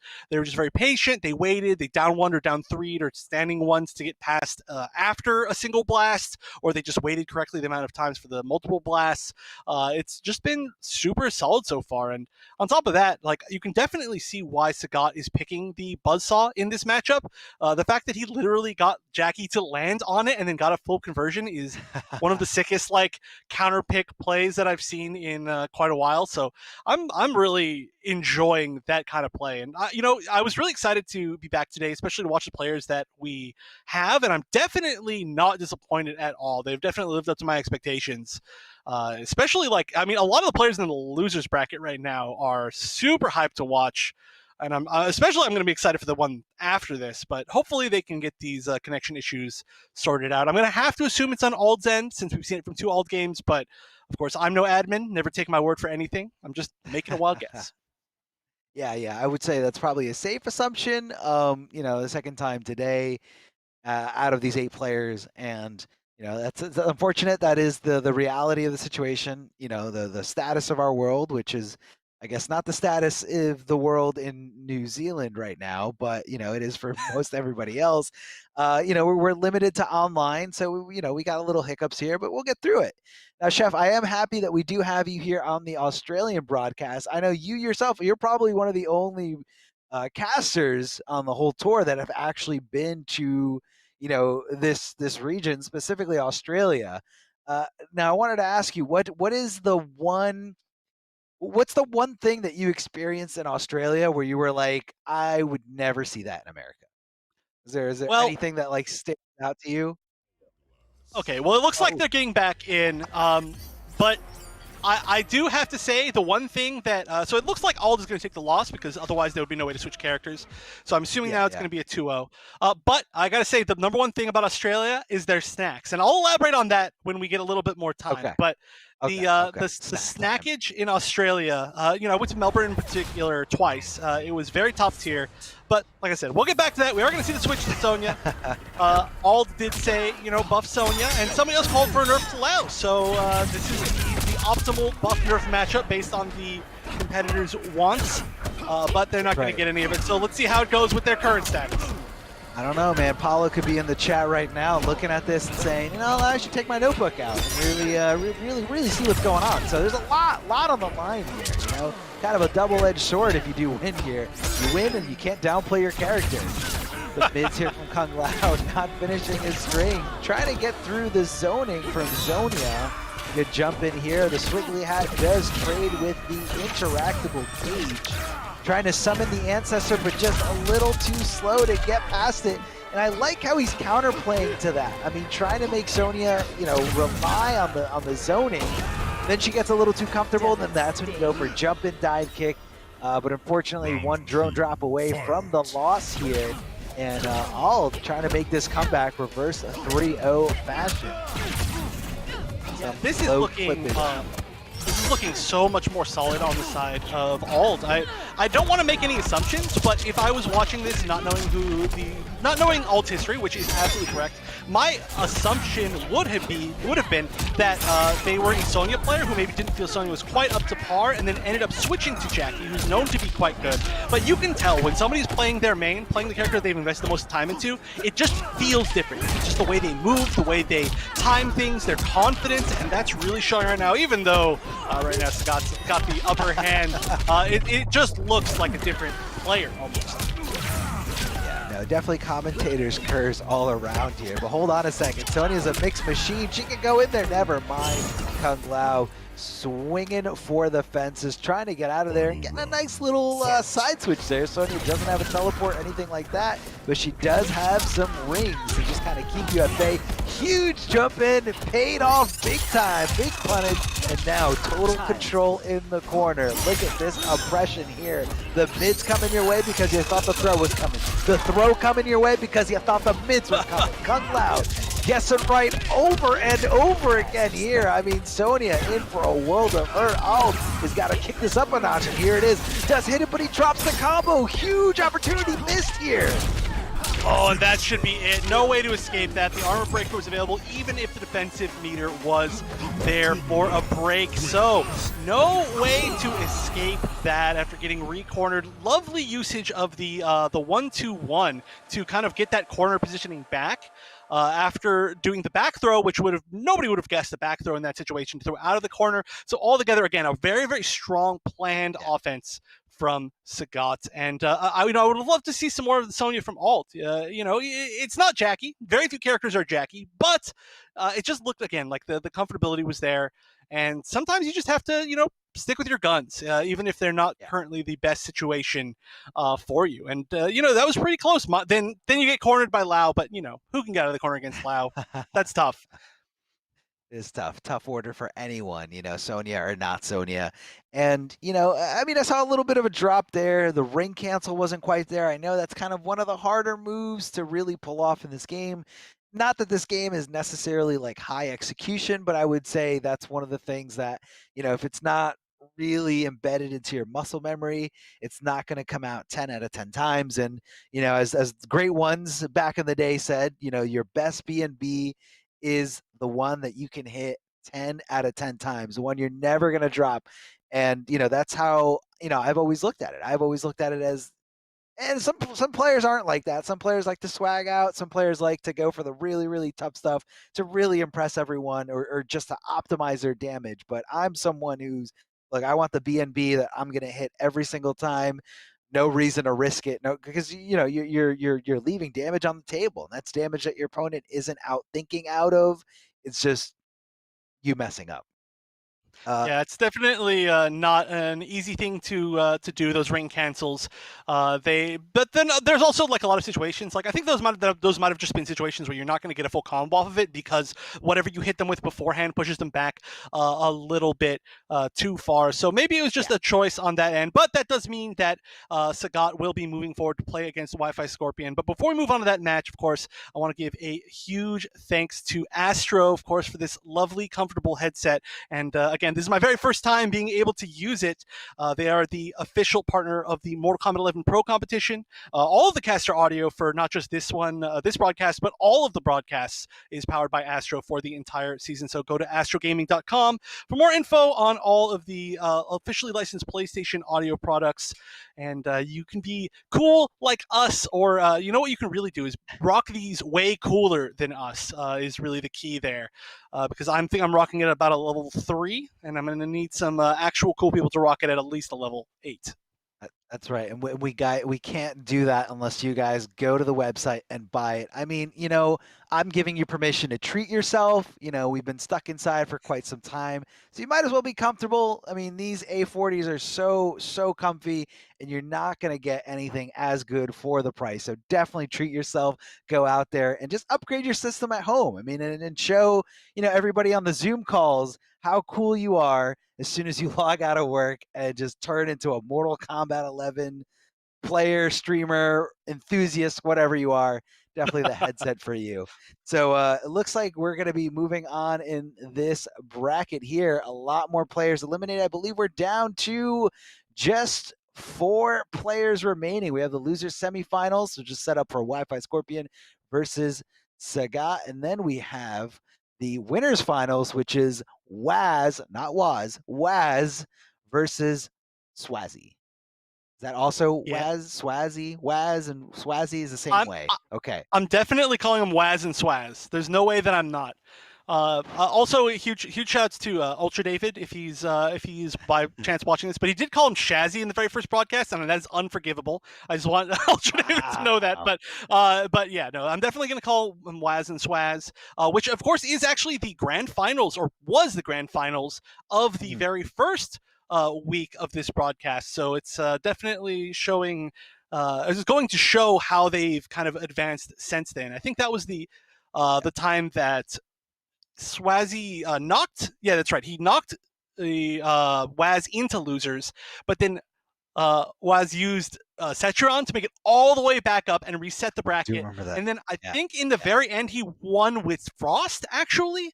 But regardless, it was a very close week, and so now they get a chance to do it again. And I think last week Swazi was not in the top 8, right? I don't know if you remember.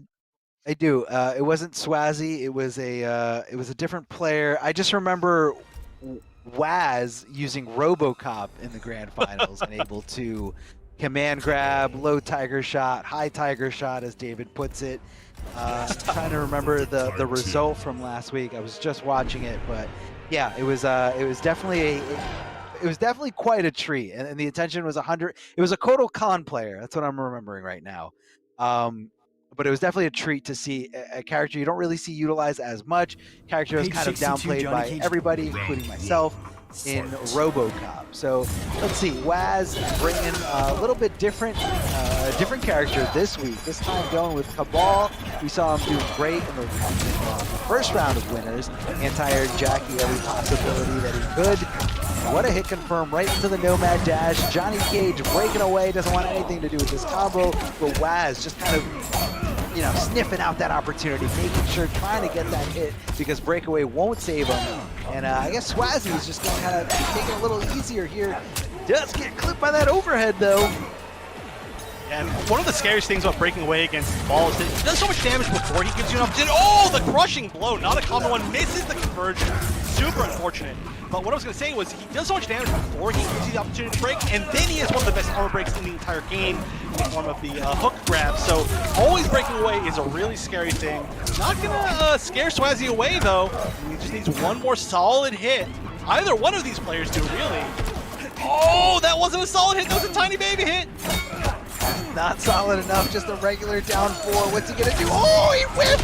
He whipped right in front of Cabal, and Waz able to hit those mids quick enough, making sure that that poke was so predictable and just kind of calling it out entirely. Wazinator. Round 2. Looking great with this Cabal here, confirming right into that fatal blow, not leaving any chances. Cabal is such an interesting character. Something that like people have said was really good for a really long time, but also have said was really bad for a really long time. And there's just so many in betweens. There's been players like Kerbalicious, who is actually supposed to Kerbalacus, that have done really well with it. But then it's such a mixed bag character. Very cool to see always though, and has all of the tools necessary to be a good character. I'd say at the very least that. Okay, I agree with it. I agree with it. Definitely a cool character here. Down 4, little hook grab from Cabal, a little flick of the hook sword there. Doesn't connect anywhere, and that was kind of the opening for Johnny Cage. Once you block a low poke, that's pretty much party time for Johnny Cage, and that's really where it's really oppressive here in terms of like that poking game, and that's kind of what he wants. That's what he wants. He wants to get super plus frames on his own down pokes, or he knows it's his turn to swing afterwards and be able to challenge with some really good buttons. Yeah, I mean, that was a hugely different round that we just saw. It was such a back and forth in the first one, and then it was just kind of like Johnny Cage Day for the second one. So we're going to have to see Waz maybe go back to a little bit more of like it was zoning that started to control the match, but also Swazi has started changing the way that he zones, right? These arced fireballs are so good against the options that Cabal has. Both the straight fireball is a little bit too slow, and the air fireball will just get caught by its upward arc. So all of that is good stuff in that matchup. Oh, went for the armor break, but it was a little bit too slow. That would have been gigantic. Yeah, that would have been huge damage. The crushing blow popping up for even more damage here. Hold on a sec. The arcing fireball. Second one not connecting a lot on Cabal. He's not really a super tall character like Spawn. So I feel like the arcing fireball isn't doing too much in this match. Possibility of a change if this goes way, but right now he's got the lead against Waz as a huge whip. Crushing blow, crushing blow. Hook swords. Cabal's hook swords coming at you, cashing in big here. So many combos out here. And that all happened because he didn't have the bar to break away there. He didn't get it until the very end of that combo. And Waz, because of one stray little string that he overcommitted to the other side, Swazi was swinging for the fences, and Waz was just in range there with those extended hook swords, making it happen here. That was very close. That was very beautiful. That I mean, especially if you're playing a character that's not your exact main, being able to know the exact full 2-meter combo from a particular crushing blow like that is not easy, right? You're like, not only might you maybe you don't know it, maybe you only know like the 1-meter version or whatever, but also it's not an easy combo, so you might just drop it. But Waz was right in there, hit it perfectly the moment that he needed it, and showed the power of the literally of crushing blows, I think I used that word correctly, that are available to Cabal. He's got the back 1-2 down 2. He's got the 4-2-2-4 that's a punish crushing blow. There's just so many available for that character. We saw the projectile one there. The conversions are huge. The comeback potential's there. Everything's there. Yeah, and I just wanted to add a little bit to like what you said about that specific combo.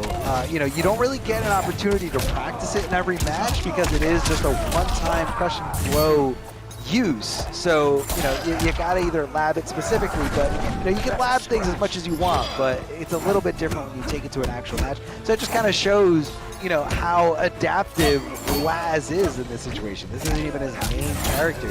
Beautiful anti-air here. And look at the main benefit to Cabal whenever he does anti-air with those regular normals is how he can convert into some good damage, good situations. Trying to call out the breakaway, but Johnny Cage getting the down 2 and ending the combo a little too early. Swazzy gotta think a little bit, past that Yomi level.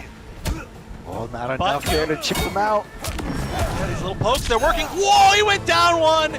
Fatal blow. That is a trolley option. Of all characters, too, Cabal doing down one fatal blow, that's like if you hit that, you're going to win the game because there's no way that they're mentally coming back from that. But that is a cheeky thing to try. That's the only word for it, just cheeky.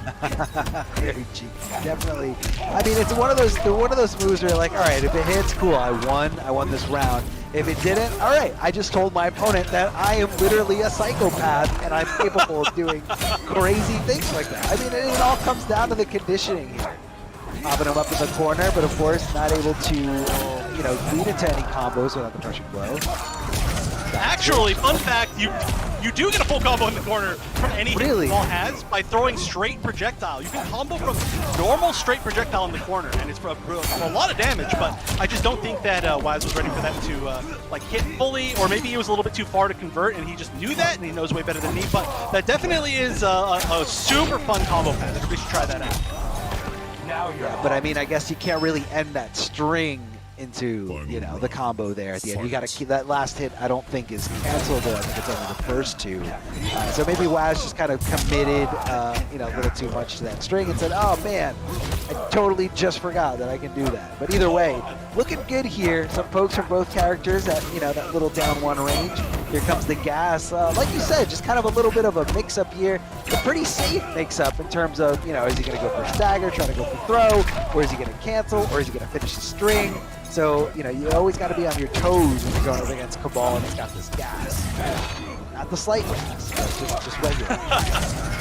Yeah, but one of the toughest things about the variation stuff, the new custom variation stuff, is the naming, where I started to realize, I don't know what any of these moves are called, and a lot of them are the same thing, but huge damage there, not going to be quite enough to kill. Fatal Blow is still low for Waz, and Fatal Blow for Cabal, of course, one of the best Fatal Blows in the game, really, as you can avoid a lot of things by going backwards. Oh, this is huge. Is he going to go for it? Oh, that's so much, but I don't know if that's enough. That's really, really tailed. Oh, I think you're right. Oh, it was enough. I highly underestimated that amount of damage. And again, knowing the perfect amount of damage that he needed. So now, correct me if I'm wrong here, but he had defensive meter that entire time, right? But he was reading the breakaway counter, and so he just never broke away. Am I right on that? No, he actually didn't get that bar until after he was dead. So so basically what that was Waz's meter management.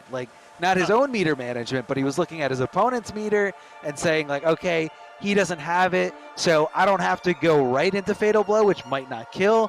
I can go into the hook grab, amplify it, and I still have time to then go into Fatal Blow, which will definitely kill. So it's all about, understanding your resources, what you still have at your disposal. But yeah, no, I was 100% looking at that defensive meter on the left, and I was like, yes, it's not there. It's coming back slowly, but it's not there. Yeah, he had a bar and a half.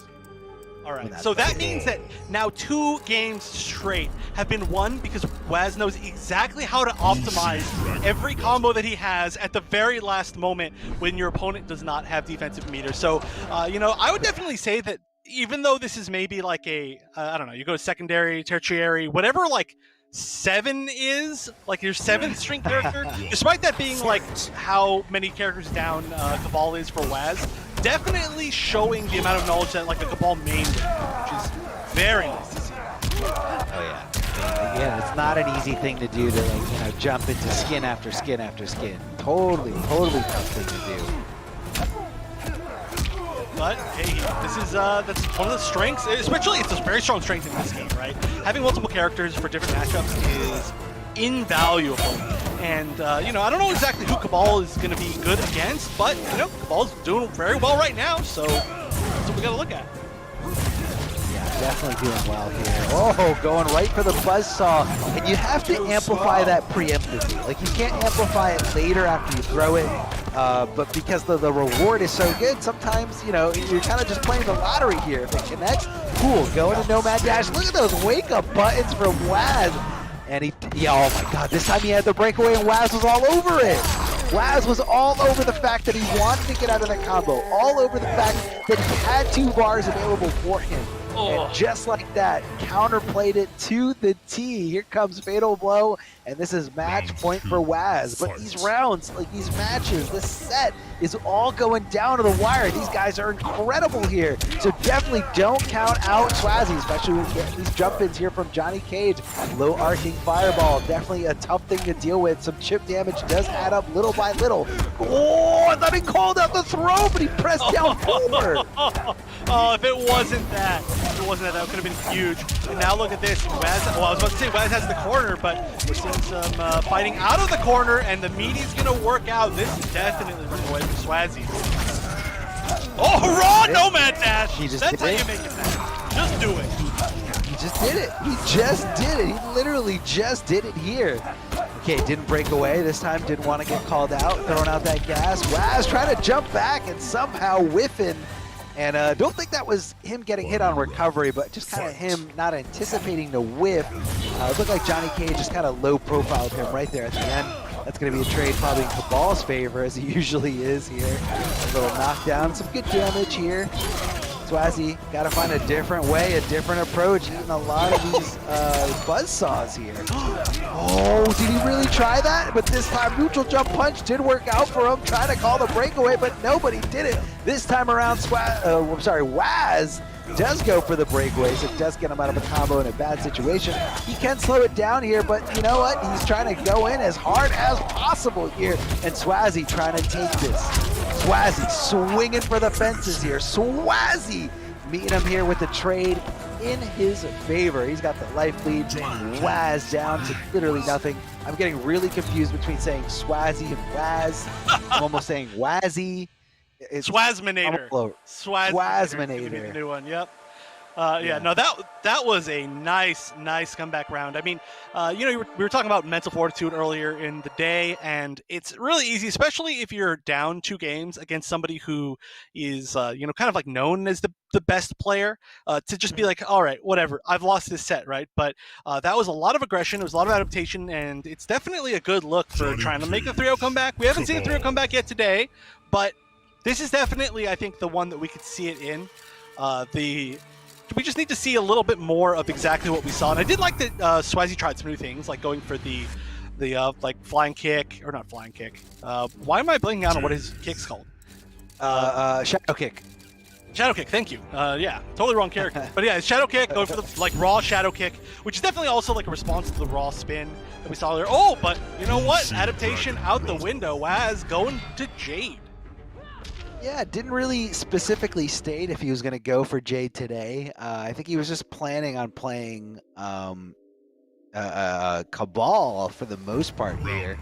But that's okay. We've seen a lot of different characters from Waz. I mean, I feel like he has to remind us over and over again, you know, how diversified his roster is and how strong they all are. And Jade, definitely a pesky little character to deal with. She throws up that purple stuff, he gets immune to any of the projectiles you're throwing. Not that it's Johnny Cage's entire game, but you know, if you're at that full range or full to mid screen, that purple stuff is definitely going to help you in that sense. Nice down 2 as a regular anti-air, jumping over the other side, actually getting a punish there in that situation, and Waz making the most of it here. Getting right around, over and under. I think Jade as a character is very gnat-like, you know, like just flying around in the air, just buzzing around you, stinging you. Well, gnats don't sting you, but okay, maybe like a mosquito for just a little bit of annoying damage, even if you block it. Yeah, I don't know why I immediately went to gnat for a stinging bug, which is, yeah, I don't know anything about bugs, clearly. Which is like, I guess we need to see more Devar for me to learn. But yeah, that is exactly it. Just weaving in and out, right? Finding the space to annoy you, and it's working. It is. I definitely see it here, and I definitely agree. I mean, whether Nats sting you or not, they are annoying for the most part. They're not gonna kill you in one hit, but they might annoy you to death here. And this Jade Nats definitely do has mental this. damage. That's it. And so does Jade. So does Jade. You're just like, why? Why did that Jade mashing down 2 every time I know they're gonna mash down 2 work? Because I'm slightly annoyed and slightly just really rustled right now. And when you're rustled and annoyed, these things that normally don't get to you will get to you. Nice throw here from Waz, forward throw. Has all this real estate to work with here, throwing up the purple stuff. So Johnny Cage decides, I'm trying to get in here, down 4, just outside of range. Oh, that could have been a crazy conversion there. I've never seen back 3 hit as an anti-air like that before at that perfectly high range. I do definitely think that down 1 was possible there, but maybe it wasn't. That was super weird and didn't even go for it. Maybe he was surprised that it hit too. Probably thought it was going to win like the rest of them. Yeah, definitely a strange situation, but who knows if they've been in that scenario before that you can get ready for it. Waz looking really good though, has just a little bit left. Delia's Dance not enough here, trying to chip him out, and that one definitely does. Didn't fall his block to minimize that chip damage, and Waz, not was, is going to be moving on here into the grand finals, trying to go for the 4-peat here. 3 weeks in a row is not enough, but now solidified into a really good spot, the grand finals, and whoever comes at him in that grand finals is going to have to beat him 2 consecutive sets, as Waz currently is the only player that has both his tournament lives left in this double elimination bracket. So he's sitting in a good spot. We might see RoboCop. We might see a whole different character. I don't know. This is Waz. It could literally be anybody. Yeah, I hope we see something totally out of left field. But if it's RoboCop, I'll be happy with RoboCop. If it's Cabal again, I'll be happy with Cabal. His Cabal has been super impressive today, and I did not expect to see quite such a high-level Cabal coming out of Waz when he's already got so many other good characters. It just seems like a weird character to pick up so late in the game, but it's a fun character, so maybe that's just all it is, fun. Yeah, I mean, he's trying to make it work, you want to try to test out the waters any way you can, and you want to make sure that you're in tip-top shape for that regional finals. Even though you got a huge, point lead, even though you're like auto-qualified, you don't want to slack. You don't want to, you kind of, I feel like being involved as much as possible is kind of showing a sense of confidence. Like, if you ever, now, me and you are both from, offline scenes, but you know how like I'm sure you've seen these different archetypes of fighters where like one type of player is like, no, I don't want to give them casuals because they're gonna download my play style and learn how to fight against me, and I can't beat them later. Or you have players that are the exact opposite where they're like, no, let's play casuals. I will risk you downloading me because I will download you even harder. Yeah, I've absolutely seen that before. And let me tell you, I'm sure you agree with this. There's nothing scarier than being at a major and before a top 8, you see the players that are about to play in the top 8 against each other first round playing casuals beforehand. And you're like, what's wrong with these people? They're terrifying. What a mindset. Like, they're already going to, like, they would beat me because that confidence is just way too much. But I've seen it a lot, right? Yeah, I've seen it like Evo. Like, people are just not afraid of anything. No, it's definitely true there. I mean, even with all that, the prestige on the line, the money on the line, you're just so confident that you can, beat the other player or understand or adapt faster or learn what their tendencies are faster than they can learn what your tendencies are. And it's definitely insane. So, when you're participating, even after already guaranteed qualifying, I feel like that just shows confidence. That shows that I can outplay anyone with the same resources here. But now we're going to be going to the lower bracket. This is losers semis. The winner of this will move on to losers finals. This is Sagat versus Wi-Fi Scorpion. Wi-Fi Scorpion using some spawn action here. I believe it probably most likely is the same variation loadout that we've been seeing, which is just the one. Yeah, it's the one, and then on the other side we do see the Buzzsaw possessed hat, aka Squiggly Hat from Sagat. So both things that we've seen them use, I would say for most of today. And I'm excited again to see this spawn come out, but went straight to Scorpion the last set. Maybe he just wants to try it again for this one, but I do believe Now, I could be wrong on this, but I do believe that the person who knocked Scott into losers was Wi-Fi Scorpion with his spawn. So it could just be the fact that, I mean, that I don't really need to explain that, right? I don't need to give any more information. Yeah. So this is the run back. This is, you know, I've had the opportunity to kind of, you know, understand what I did wrong. Maybe I wasn't punishing something. You know, I had an entire day to work on it, or almost a whole day. But right now, Wi-Fi Scorpion getting the best of his Kung Lao, and I don't know how you throw a Kung Lao once, let alone twice. I mean, they're always jumping, they're always swinging. I can't do it, but somehow Wi-Fi Scorpion able to instill the fear into a Kung Lao player and get him to keep blocking after a throw. I'm just very impressed by that. Stand 3-4, that max range, and look at that fake little short hop going for a throw because he's just holding on the block for dear life. There it is, throw escape, getting around it here, but not with the follow-up. Get a nice punish there on the dive kick. Ooh, definitely getting out of the corner with that, and this is where the pressure starts. This is scary. Nice throw! And the crushing blow. This is infinite damage. There's no, that would have been it. That would have been it 1,000%. No defensive board. Whoa, there's the fatal blow, and this is going to be close to eating it up. Oh, that's a lot of mental damage. Not being able to finish off your like 500 damage combo to win the game. So let's see if he can come back from this. No defensive bar now from Wi-Fi Scorpion. A launch will definitely be it. Probably would have been it anyway because of an armor break. But yeah, this is tough. It's just going to back up. All right, get back into Pussy's range. Oh, the mix-up! Oh, great patience, but the throw comes after, and now it's going to be chip. Fear. There is 2 bars of defensive meter. Oh, he goes through, but no.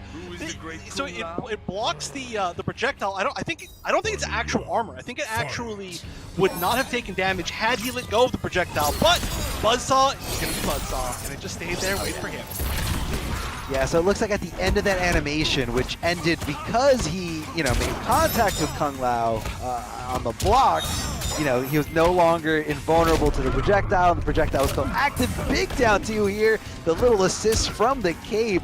Nice throw escape here. A little bit more aware of the throws is Sagat. We're seeing the throws able to convert. Look at that damage. Oh, hold on. Getting a little tricky here. A little sense of American reset here. But we're in Australia, so maybe they call it something. What do they call it here? I mean, in our country, we call it American reset. But that's just because we hate ourselves. They probably also call it an American reset because they just assume that we're going to drop all of our combos. But nice round. I mean, that was looking so back and forth, but then that was just a huge damage round.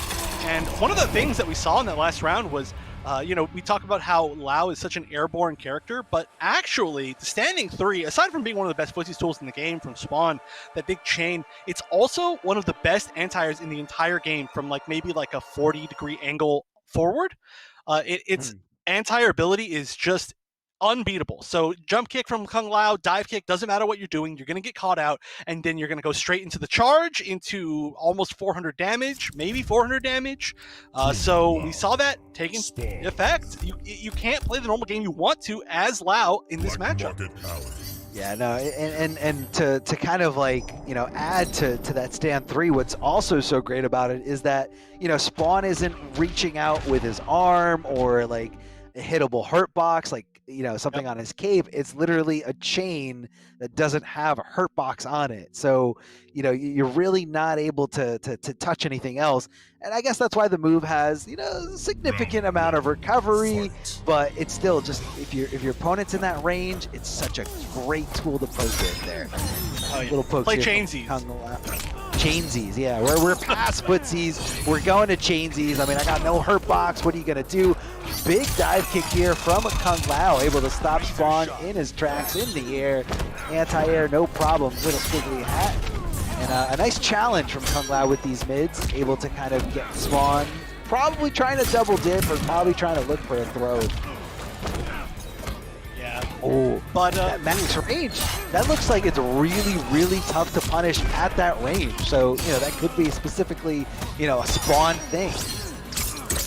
Yeah, there's there are actually, both of these characters have some weird issues punishing certain things just because of the way that their normals work, where they've got these kind of like slower, like further range normals in the form of like forward 2 from either of them or 3-4, but and then they've got like their decently fast jabs, but their jabs aren't super far, so kind of punishing this middle range for both of these characters can get awkward. Yeah, I could definitely see that. Or you gotta kind of have to second guess, like, you know, instead of punishing the way I punish everybody else, I gotta do something else. Or, you know, I just gotta go for pressure, whether I want to go for the slower mid or for the throw. That's gonna be a big crushing blow here. I love the extension here of the combos. Thanks to that flow, gonna be left in a standing position. Trying to go for the overhead, and Kung Lao tried to go in there for the throw. And I think he was just a little too far away, but not this time around. Gets the back throw. The decent Oki, and Spawn with the delay wake up. Spawn with the throw attack, and Kung Lao trying to throw tech, trying to get the momentum back on his side. And he's just going in here with the swiggly hat. Why did the second one go over his head? I have no idea. That was the smartest thing I've ever seen. He did 3-4 from behind the hat, and then went into the back forward 2 charge. I don't remember what the name of the actual charge, something charge like Lisa, but that was perfect. That was so smart, just literally ignoring the buzzsaw, the amplified buzzsaw sitting there. Genius. But not genius enough. Can we talk about how he had the round-winning punish there? He blocked the fatal blow. Very desperate move here from Kung Lao at that range. He was fully aware of it. He blocked the fatal blow from Kung Lao, and this has happened to me a lot. I'm sure it's happened to you and a lot of people watching this. But you can't swing too early on that fatal blow recovery, because Kung Lao is still technically in the air. So even though you're getting a punish, you're not getting a grounded punish, you're getting an airborne punish, which is a totally different combo route altogether. But obviously, you know, you want the grounded one for more damage. And that is very, very unfortunate here. And yeah. And that is the choice that he made too for the punish was like a really unfortunate one to hit airborne, because I think he might have been going for the 1-1 back 2 charged crushing blow, and that is just perfectly not good against airborne opponents. So like had he gone for something like simpler, like 2-4 into the charge, he would have at least gotten like a little bit of a conversion. But yeah, that was super unfortunate. You react too fast and you're the one who loses. R.I.P. Yeah. Why are you getting punished for being a responsible punishing human being? No, it's just little intricacies, it's little tech, and you know, I do love those little details when it comes to fighting games, because you know, you got to have overall knowledge of a lot of different things, a lot of situations. And I'm sure when it happened, he said, "Crap, I totally forgot that I was supposed to wait just a little bit so that this didn't happen." So, you know, unfortunately, he didn't get the comeback. He didn't get to tie the rounds up. And now the games are tied up here, one apiece. Wi-Fi Scorpion versus Sagat here, some of the best in the Oceania region.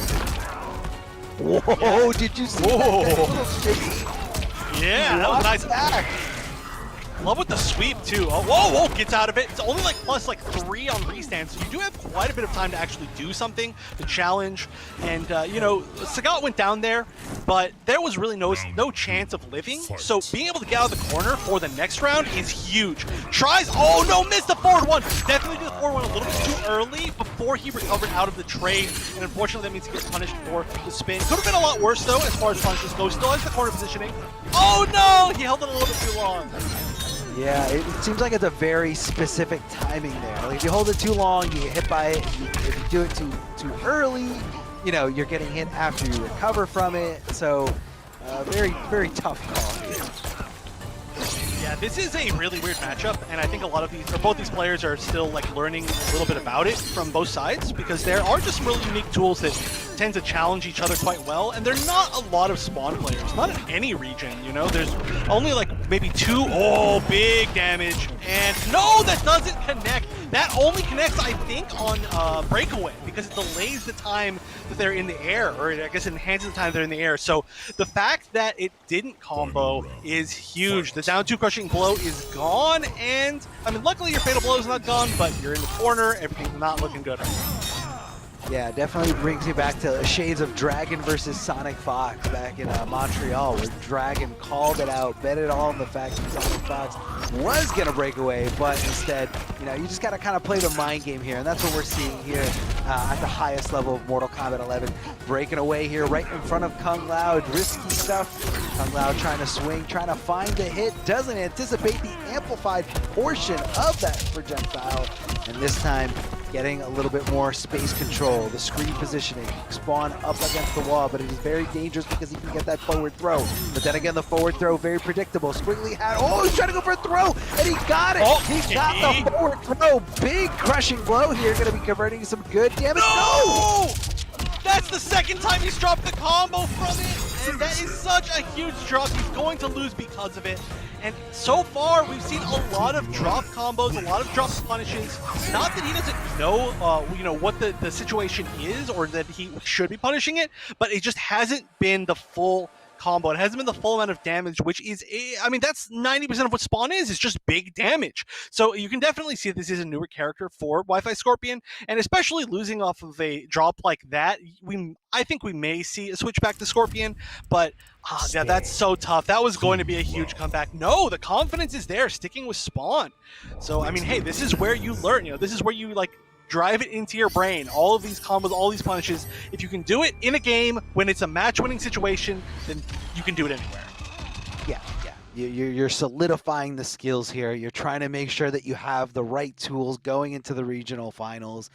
Because, these guys are, sitting pretty high on the leaderboard. Wi-Fi Scorpion obviously a little bit higher, second place on the points leaderboards for this region, where, Sagat just outside of there in 10th place. So really trying to get as many points as possible, to get into that top 8 spot here, to be in the money for the big money finale here.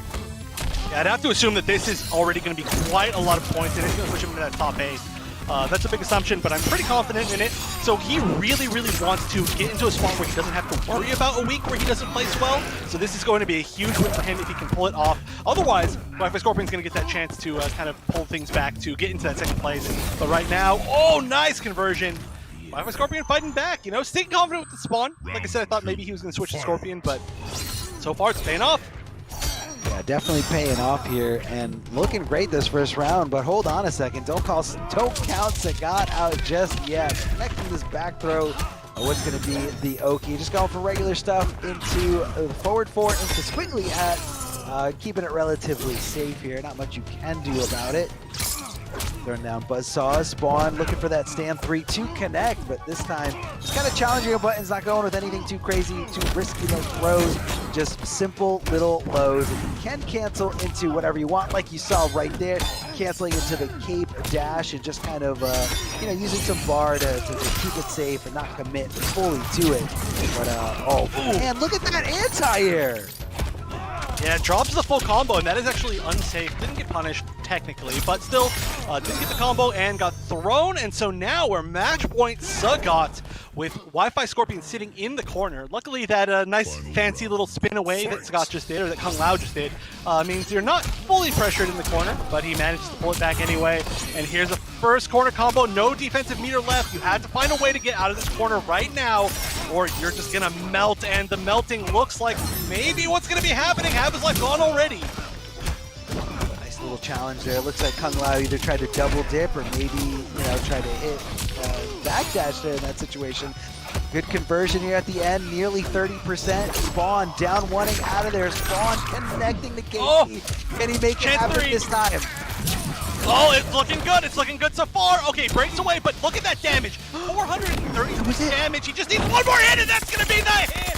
And that is going to be enough. He said, you know what? All right, I drop it once, it's okay. I drop it twice, it's okay. But if I'm going to drop the third one, I'll lose. So no, this time I've got to hit it. He does it. He gets the breakaway at 440 damage, converts into the fatal blow. That would have killed him from basically full health. And that was so much damage. That's why this character is so scary. And we could have seen the set be over. You see that amount of damage. Now think about that if he couldn't break away. He could have even spent another bar on that, like another hit into another charge into it down 2. The damage is definitely easily over 500.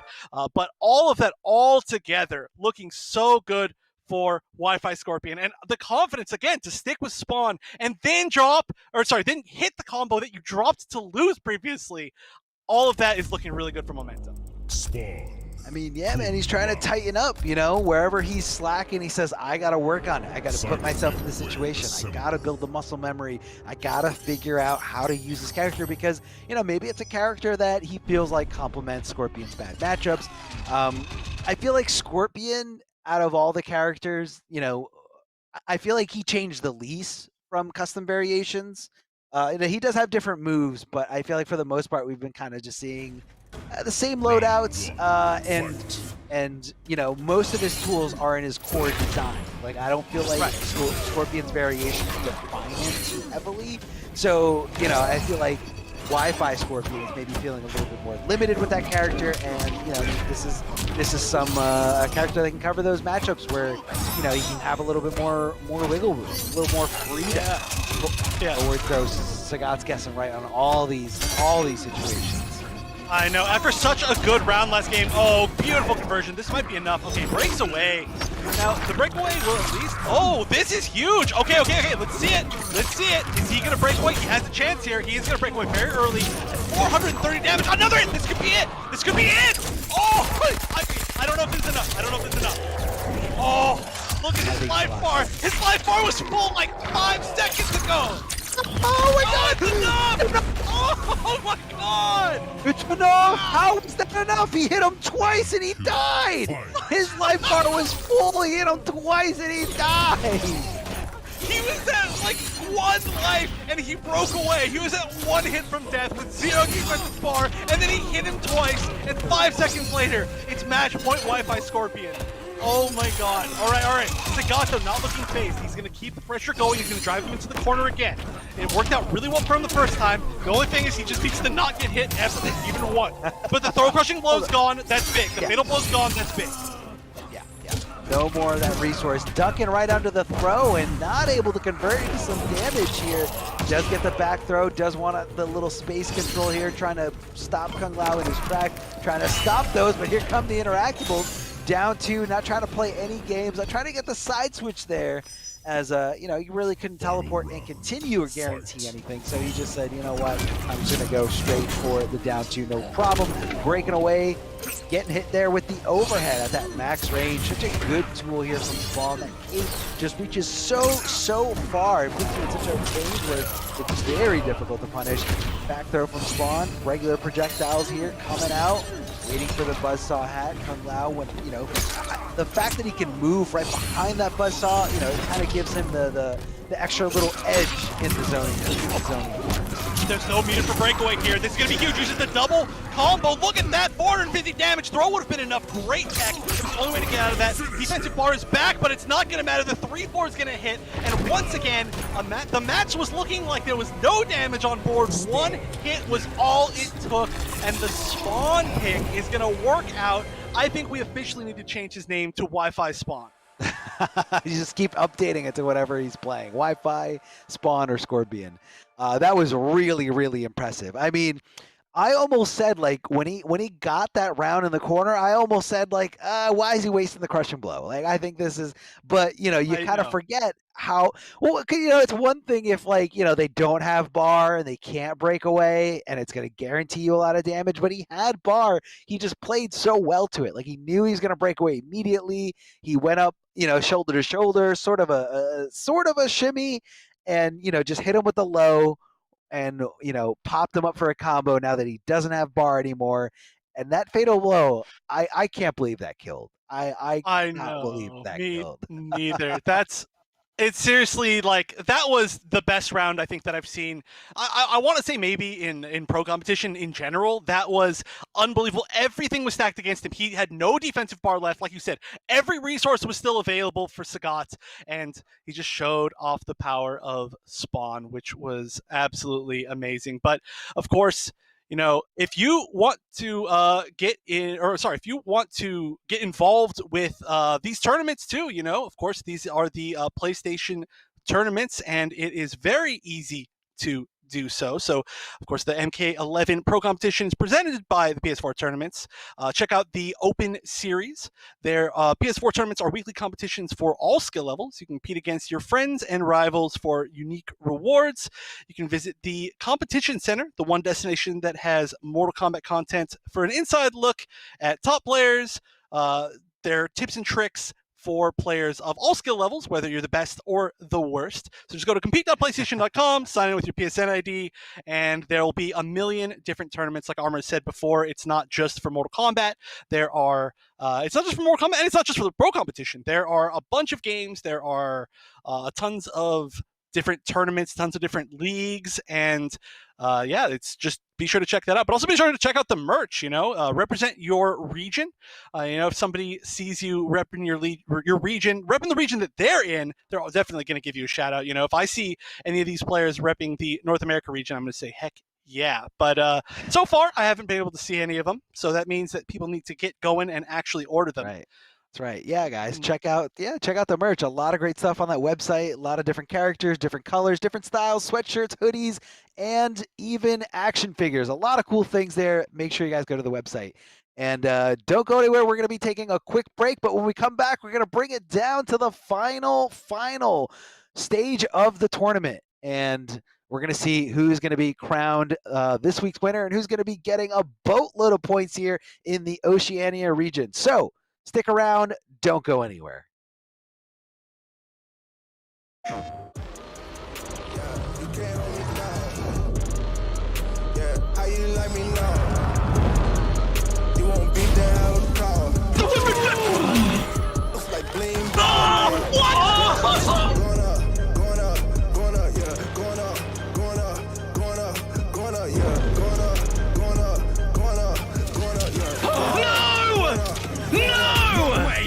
No jokes, no gimmicks, just combat.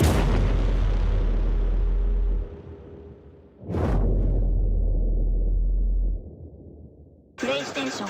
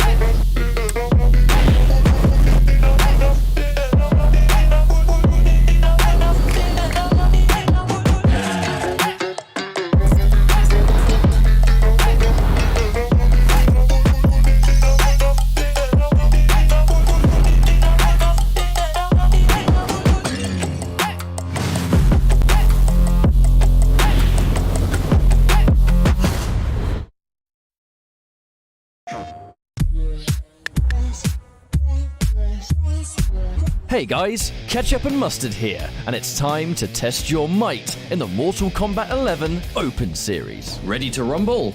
Power on your PlayStation and head to the Events app, filter by type, and select a convenient date and time. Boot up MK11 and locate the PS4 Tournaments menu option.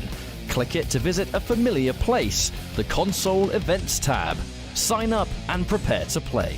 Once registered, you can view your tournament details and check-in time. A notification will remind you to tighten your black belt and get over here for your match. Continue combat in the open qualifiers to close in on the competition. Thank you for watching, and we'll see you in the tournaments.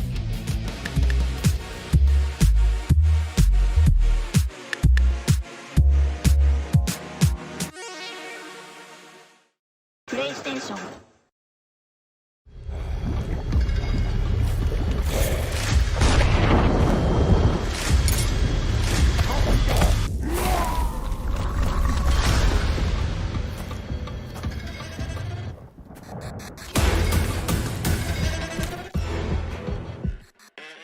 Who are you?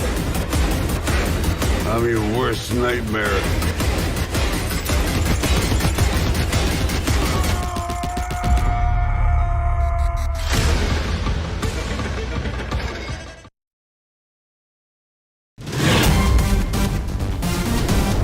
Any ring I step into is mine.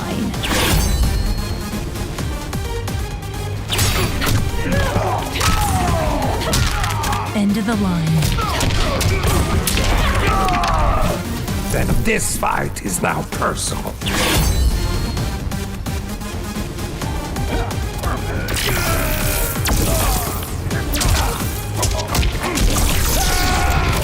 It is exhausting being so perfect.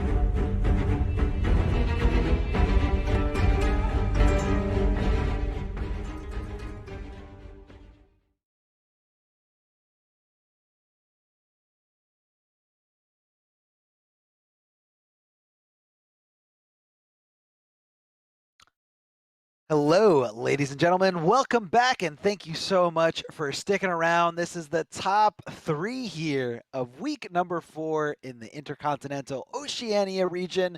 Those of you who don't know where Oceania is, that is Australia and New Zealand. We have some of the best in this region fighting it out here to see who gets the most points for this week's so that they can qualify for the regional finals. It's going to be taking place later this year, and that's going to have a $5,000 prize pool. I'm Darth Arma, joined by Wonder Chef, who's just been having a blast here on the mic with me. We've had so many great matches, so many great, calls, so many great things to kind of just like play by play and just figure out like what is going on through these guys' heads.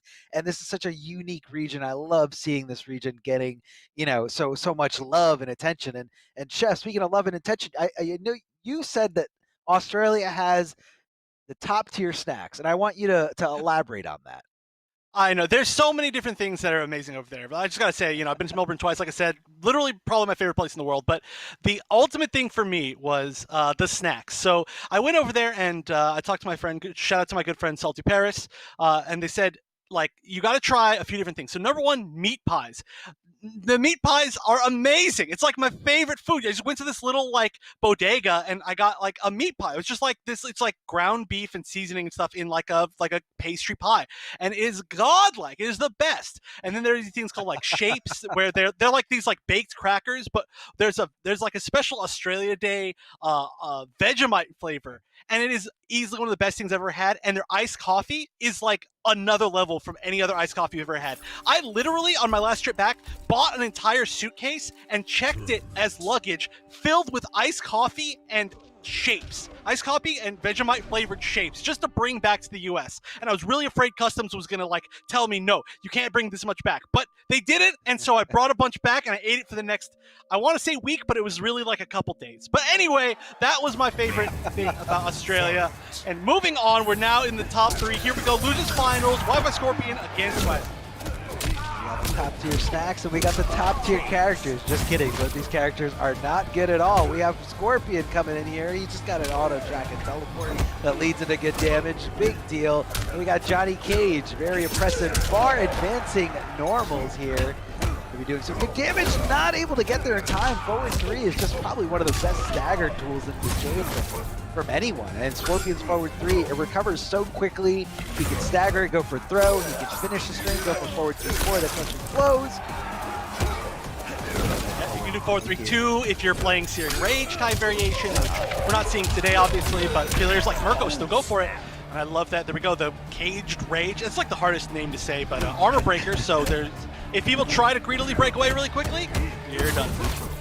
Yeah, gonna get right through that armor there. And it does change depending on how many times he uses it. So, first it's a high, then it's, no, I'm doing it in the wrong order. I know it ends as an unblockable, and then it loops up over again. But Johnny Cage able to take this one here for Swazi. Swazi looking good, trying to come back here towards the grand finals here.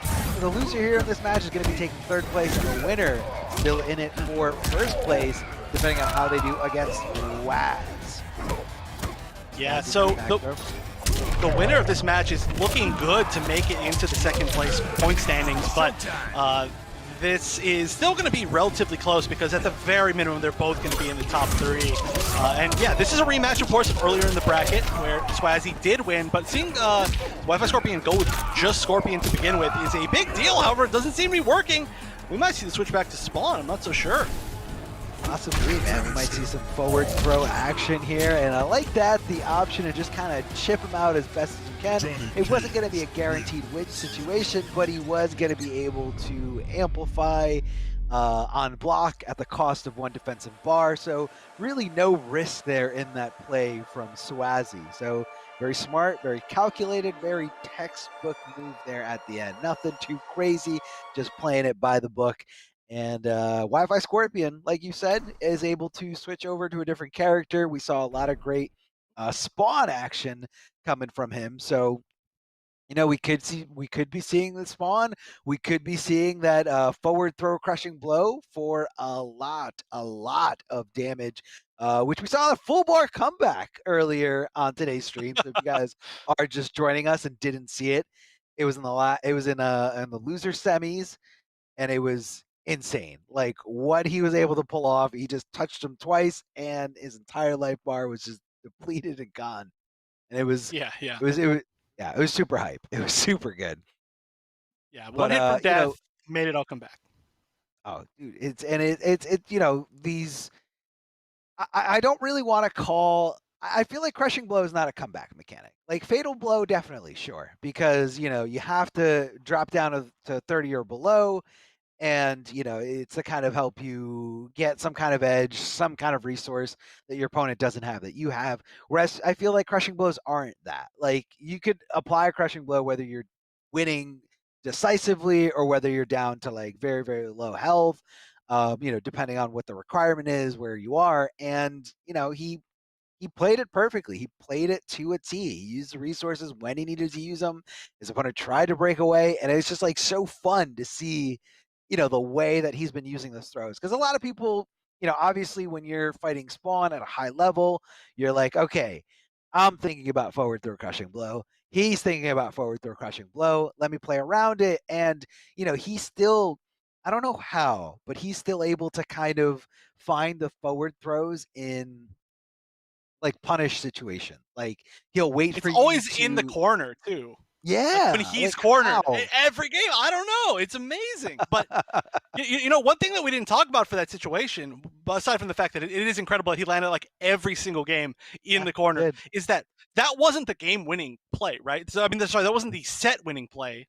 That was just the round-winning play. So that meant that he got rid of his forward throw crushing blow. He got rid of his fatal blow, all for the chance just to not lose in that situation, which then meant that he needed to win the third round without either of those resources, which of course are very, very big combo stars for him on both ends. They both lead to a ton of damage, which he then of course did manage to do. So like you said, it's not as much of like a comeback thing as more of like he did spend his resources for a chance, and it did pay off in the end because he was able to find stuff without those. But it looks like we did have one player drop from the lobby, so we're just trying to get them back in, and we're reminiscing on the good times of literally the last match that we saw, because that was something that I'm definitely going to look at again. But hey, Swazzy's back in. Yeah, so they're back in will we here. see the spawn? Yeah, I'm feeling it, and honestly, right now, not to diminish what these guys are playing for. They're definitely playing for to solidify their seed, but like in the regional finals, they want the best seeding possible. So you want to come out with as many points as possible. You don't want to kind of dismiss any opportunity for points. But this is number 2 and number 3 on that points leaderboard, and the difference is there in the points, but like for the most part, these guys feel like they're going to end up being seed number 2 or 3 in that regional finals, which means they have a direct path, on their side of the bracket. They got to figure it out. They got to figure it out, because this is going to be a determining factor in that, small top 8 invitation. Yeah, it is, and this is a pretty big deal. But we are going to see now the stick with Scorpion. There's not going to be any change as far as that goes, which I'm surprised. After winning such a dominant game with Spawn, normally you'd expect to see the Spawn come out again. And it wasn't like terrible the first time they played. It wasn't, but maybe he just felt like Swazzy, had something really downloaded. I feel like Swazzy's really good at sniffing out throws. I feel like even when Wi-Fi Scorpion is playing against Swazzy, he's got to play a little bit more reserved in terms of, when to go for throws here. And, Swazzy loves tough reads. They're really committed. I'm holding down, not blocking, hoping to God that you're not throwing that mid out at me, because I want to make that throw whiff. And he's fully committed to making that happen. So I feel like that kind of counteracts his whole play style with Spawn, especially. Big chance here, does break away, and what a call out there, loading up that spear to make sure it does extra damage here. And again, he's so good at that. He understands exactly when Wi-Fi Scorpion is coming in for that throw. That's going to be a whip punish, big jump in to maximize that damage. Have you ever seen anyone whip punish with a jump in? Very rarely. Yeah, I can't believe how many times we've seen the down 2 crushing blow. We don't see that many like micro ducks from Swazzy. Swazzy just makes that read all the time, apparently. Yeah, I definitely see that. Yeah, but now again, looking to be a tough situation for Wi-Fi Scorpion. You know, the projectiles are there, but of course you don't want to just willy-nilly throw out those projectiles. That's going to be a cancel. He knows it, and the down 4 is a great check for it. Even on block, he would have been safe. And now we're going to see a quick 2-0 victory so far for Swazi. This is a very different way than this set went the first time around. I mean, we did see, of course, like I said, mostly spawn, but the Scorpion came out and did win pretty convincingly. And this is just looking totally one-sided. Yeah, I mean, you know, this could be fatigue coming out on the side of Wi-Fi Scorpion. I know these guys are playing from the comfort of their home, the comfort of their own Ethernet cord. But, you know, it does take a toll on you. You know, sometimes when you're there playing Combat League for hours and hours, you know, you start to sweat. Those little things, those annoyances that are coming at you, you know, they dig under your skin a little bit deeper, but that's because, you know, everybody's got like a mental tank. Like there's only so much that you can withstand after a long period of time. And unfortunately for Wi-Fi Scorpion, he went down to the lower bracket or the losers bracket a little bit sooner. So once you drop down to that losers bracket, you're going to be playing a lot more matches, and you're going to be running on E in no time in terms of, you know, your endurance. That tank is just going to be empty quick. Yeah, well, also with that match against Sagat, which was by far, I think, my favorite match of the day, for sure my favorite match of the day. A very close back and forth with a lot of comebacks. That is very mentally draining. So we'll see if Wi-Fi Scorpion can find a second wind, but he's going to need to find it fast in the corner with about a 50% life deficit. That is not an easy situation to be, especially against Johnny Cage, the corner master. Definitely the corner master here. Oh, hold on a second. Forward throw. Gonna do a little extra damage thanks to that burning spear here. Whoa. Hold on a second. Oh boy, yeah, this is gonna be good. Oh, double short hop. I've never seen that. I've never seen that ever. That's a very interesting strategy, but it works. I think the mind game there is you short hop low, but then short hop overhead is like a double mix-up. I don't know. There's too much going on there for me to make sense of it, but it worked, and that's what's important. That might have been an accidental breakaway. We saw that breakaway extremely fast off of nothing, and that is definitely a common thing that can happen, so that's super unfortunate. Wi-Fi Scorpion now also not going to be able to use that meter to cancel teleports, which is going to be super important. Luckily, he's out of the corner right now, and that is a great punish. Getting the airborne conversion too. This is looking really good. Maybe he did find his second wind. Corner conversion, no meter to break away. This is almost going to be it. He needs one more hit. And, whoa, no, misses the punish. There's a chance. The throw's going to be it. Yeah, that was all the momentum, 100% in a row. And now this match is gone score-wise exactly like it went in the previous one. 2-0 for Swazi. Then a very strong Scorpion game in game number 3. But going by history, that would mean that next game is going to be a Swazi win. Will it, or will fate change? Could change. It could possibly change. I mean, I'm seeing a whole different light here in Wi-Fi Scorpion. I love you could see how specific that approach was for the forward 3 to whiff punish Johnny Cage's up 3, the wake up knee, the wake up dizzy knee, I think it's called, and you know, because it puts Johnny Cage into an airborne state, you know, you can't do specific combo routes. So, you know, he knew to just go right into teleport, and he knew exactly how to maximize that damage. And you also got to call it out. Although, you know, on block that move is safe, you know, you got to anticipate it, and when you anticipate it, you can make it whiff, like just barely whiff in that range, and punish it with no problem. And, you know, you can hit confirm the teleport. Like if you see that it was blocked, you can cancel it. Or if you see that it was a perfect hit, it's the call out that you wanted. Whoa, hold on a second. He went for the shades. He went for the shades first hit crushing blow.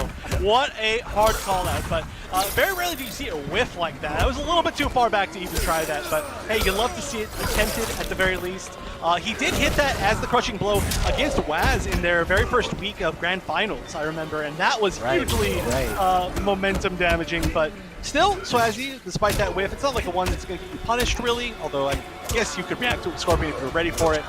Still going to hold a little bit, I was going to say corner position, but not anymore. Position anymore, popping up for some combo damage, but there you go, Wi-Fi Scorpion is breaking away. Trying to nullify the damage as best as possible here. Ping, what's wrong? Throwing out straight fireballs here. Back 3.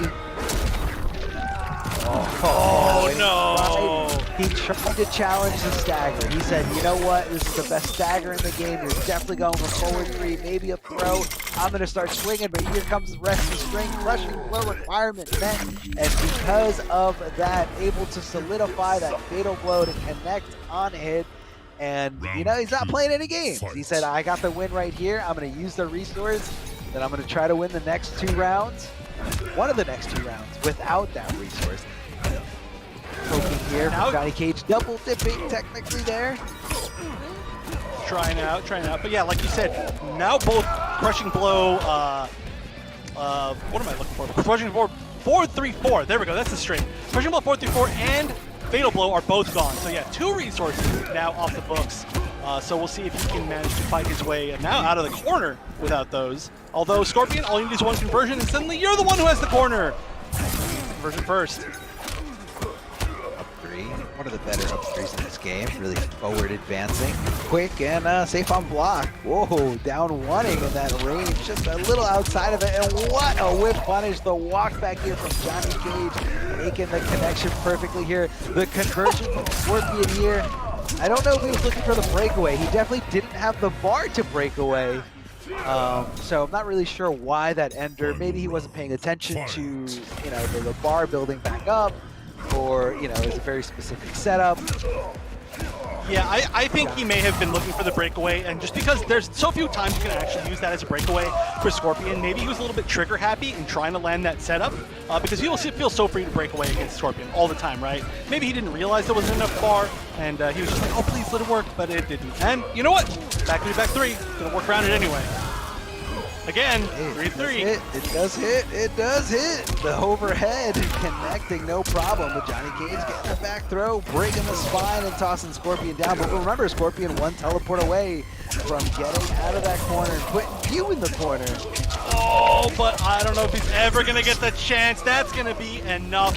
Corner damage from Johnny Cage, some of the highest in the game. You see that? It looked pretty quick. It was 400 damage. It's actually 392 damage, but just about 400 damage, and that's all it takes. Do not get jabbed by Johnny in the corner. He's got so many different ways to open you up, so many ways to launch you, and that's how it goes. So we're not going to see the reverse sweep. The adaptation was definitely there, but it looks like we're going to set up grand finals to be a rematch. Yeah, a little run back here from the winners finals. Swazzy going down to Waz. You know, it was definitely close. You know, some back and forth, some clutch situations that, you know, Waz got the better of in terms of Swazzy. But, you know, all that takes is just a few little adjustment points here and there, knowing, you know, when to go for certain things, when to get aggressive, when to back off. And the other thing, too, that's, again, really, really tough is trying to get the read on Waz. But I want to give a shout out to Astro Gaming. Now, guys, remember, all the audio here is provided by Astro Gaming, which is the official audio partner of the Mortal Kombat 11 Pro Competition.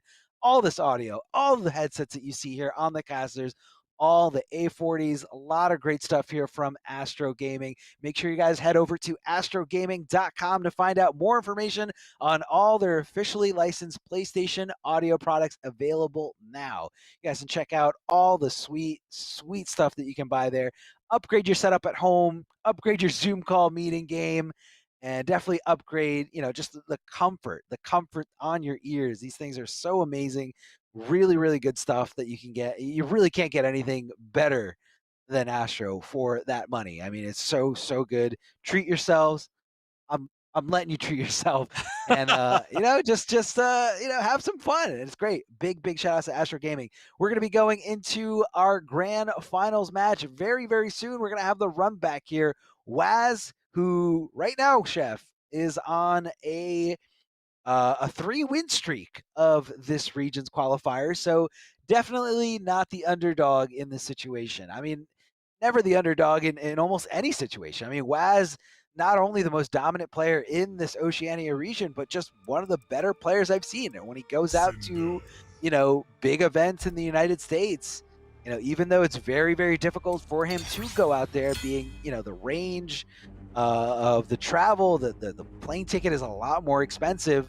You know, more pressure is on you to do good. You're jet lagged. he's still able to perform. He's still able to, you know, impress people, show people different characters, different play styles. And, you know, every time I see him, he's learning different characters. I think I just saw Sub-Zero and Sindel.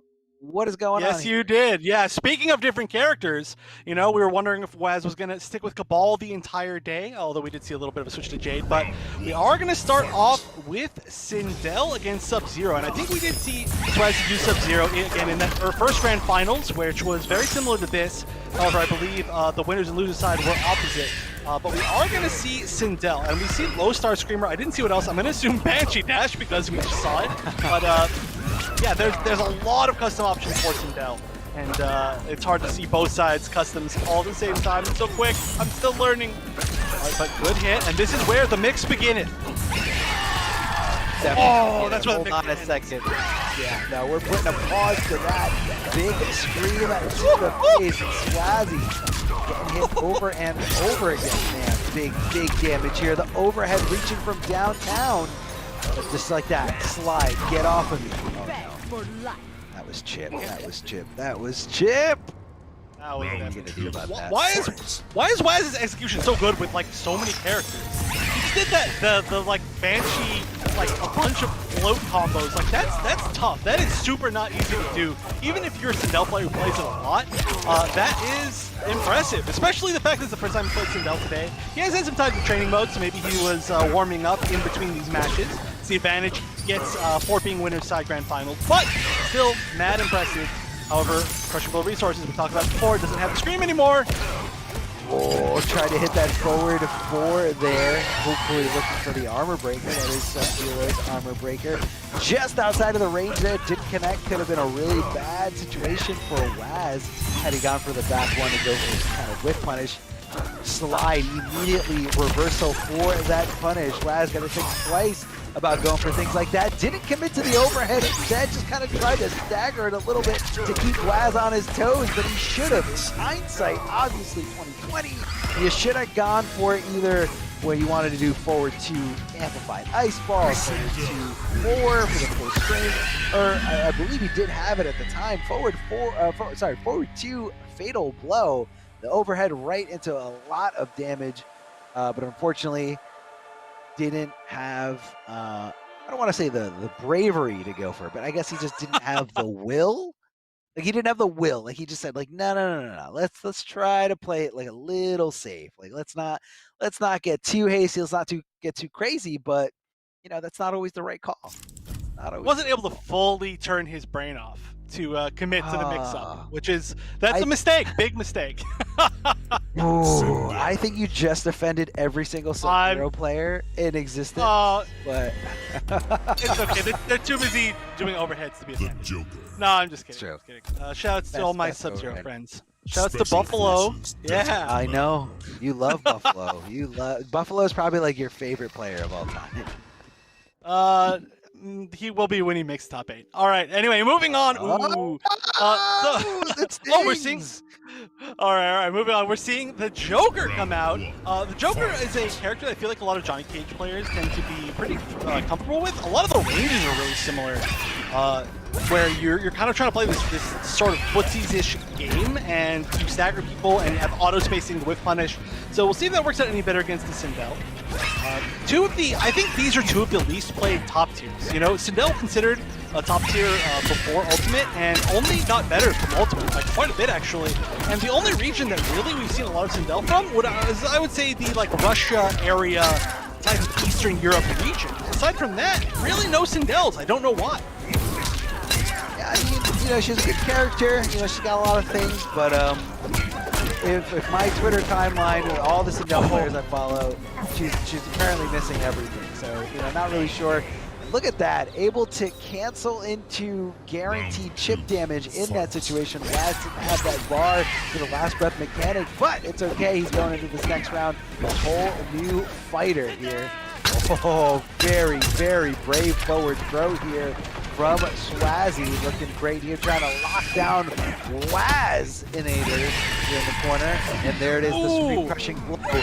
Big damage, gonna charge up the second blow, still holding on to his ears. Joker will be dropped. Oh no! After I compliment him on how good he is at execution with these tough combos, of course he's gonna drop the next big opportunity he has, because that's just how this works. But still, you know, managing a good amount of damage and managed to fight his way out of the corner, I'd say, as he gets knocked right back into the corner. Doesn't go for the breakaway. That was a pretty heavy read there by Swazzy, but he's still going to get the advantage. Would have been able to combo off that down two, I think. So now just needs to chip. And, oh, no, there's still a chance. Still a chance for Waz. Oh, that's a back throw.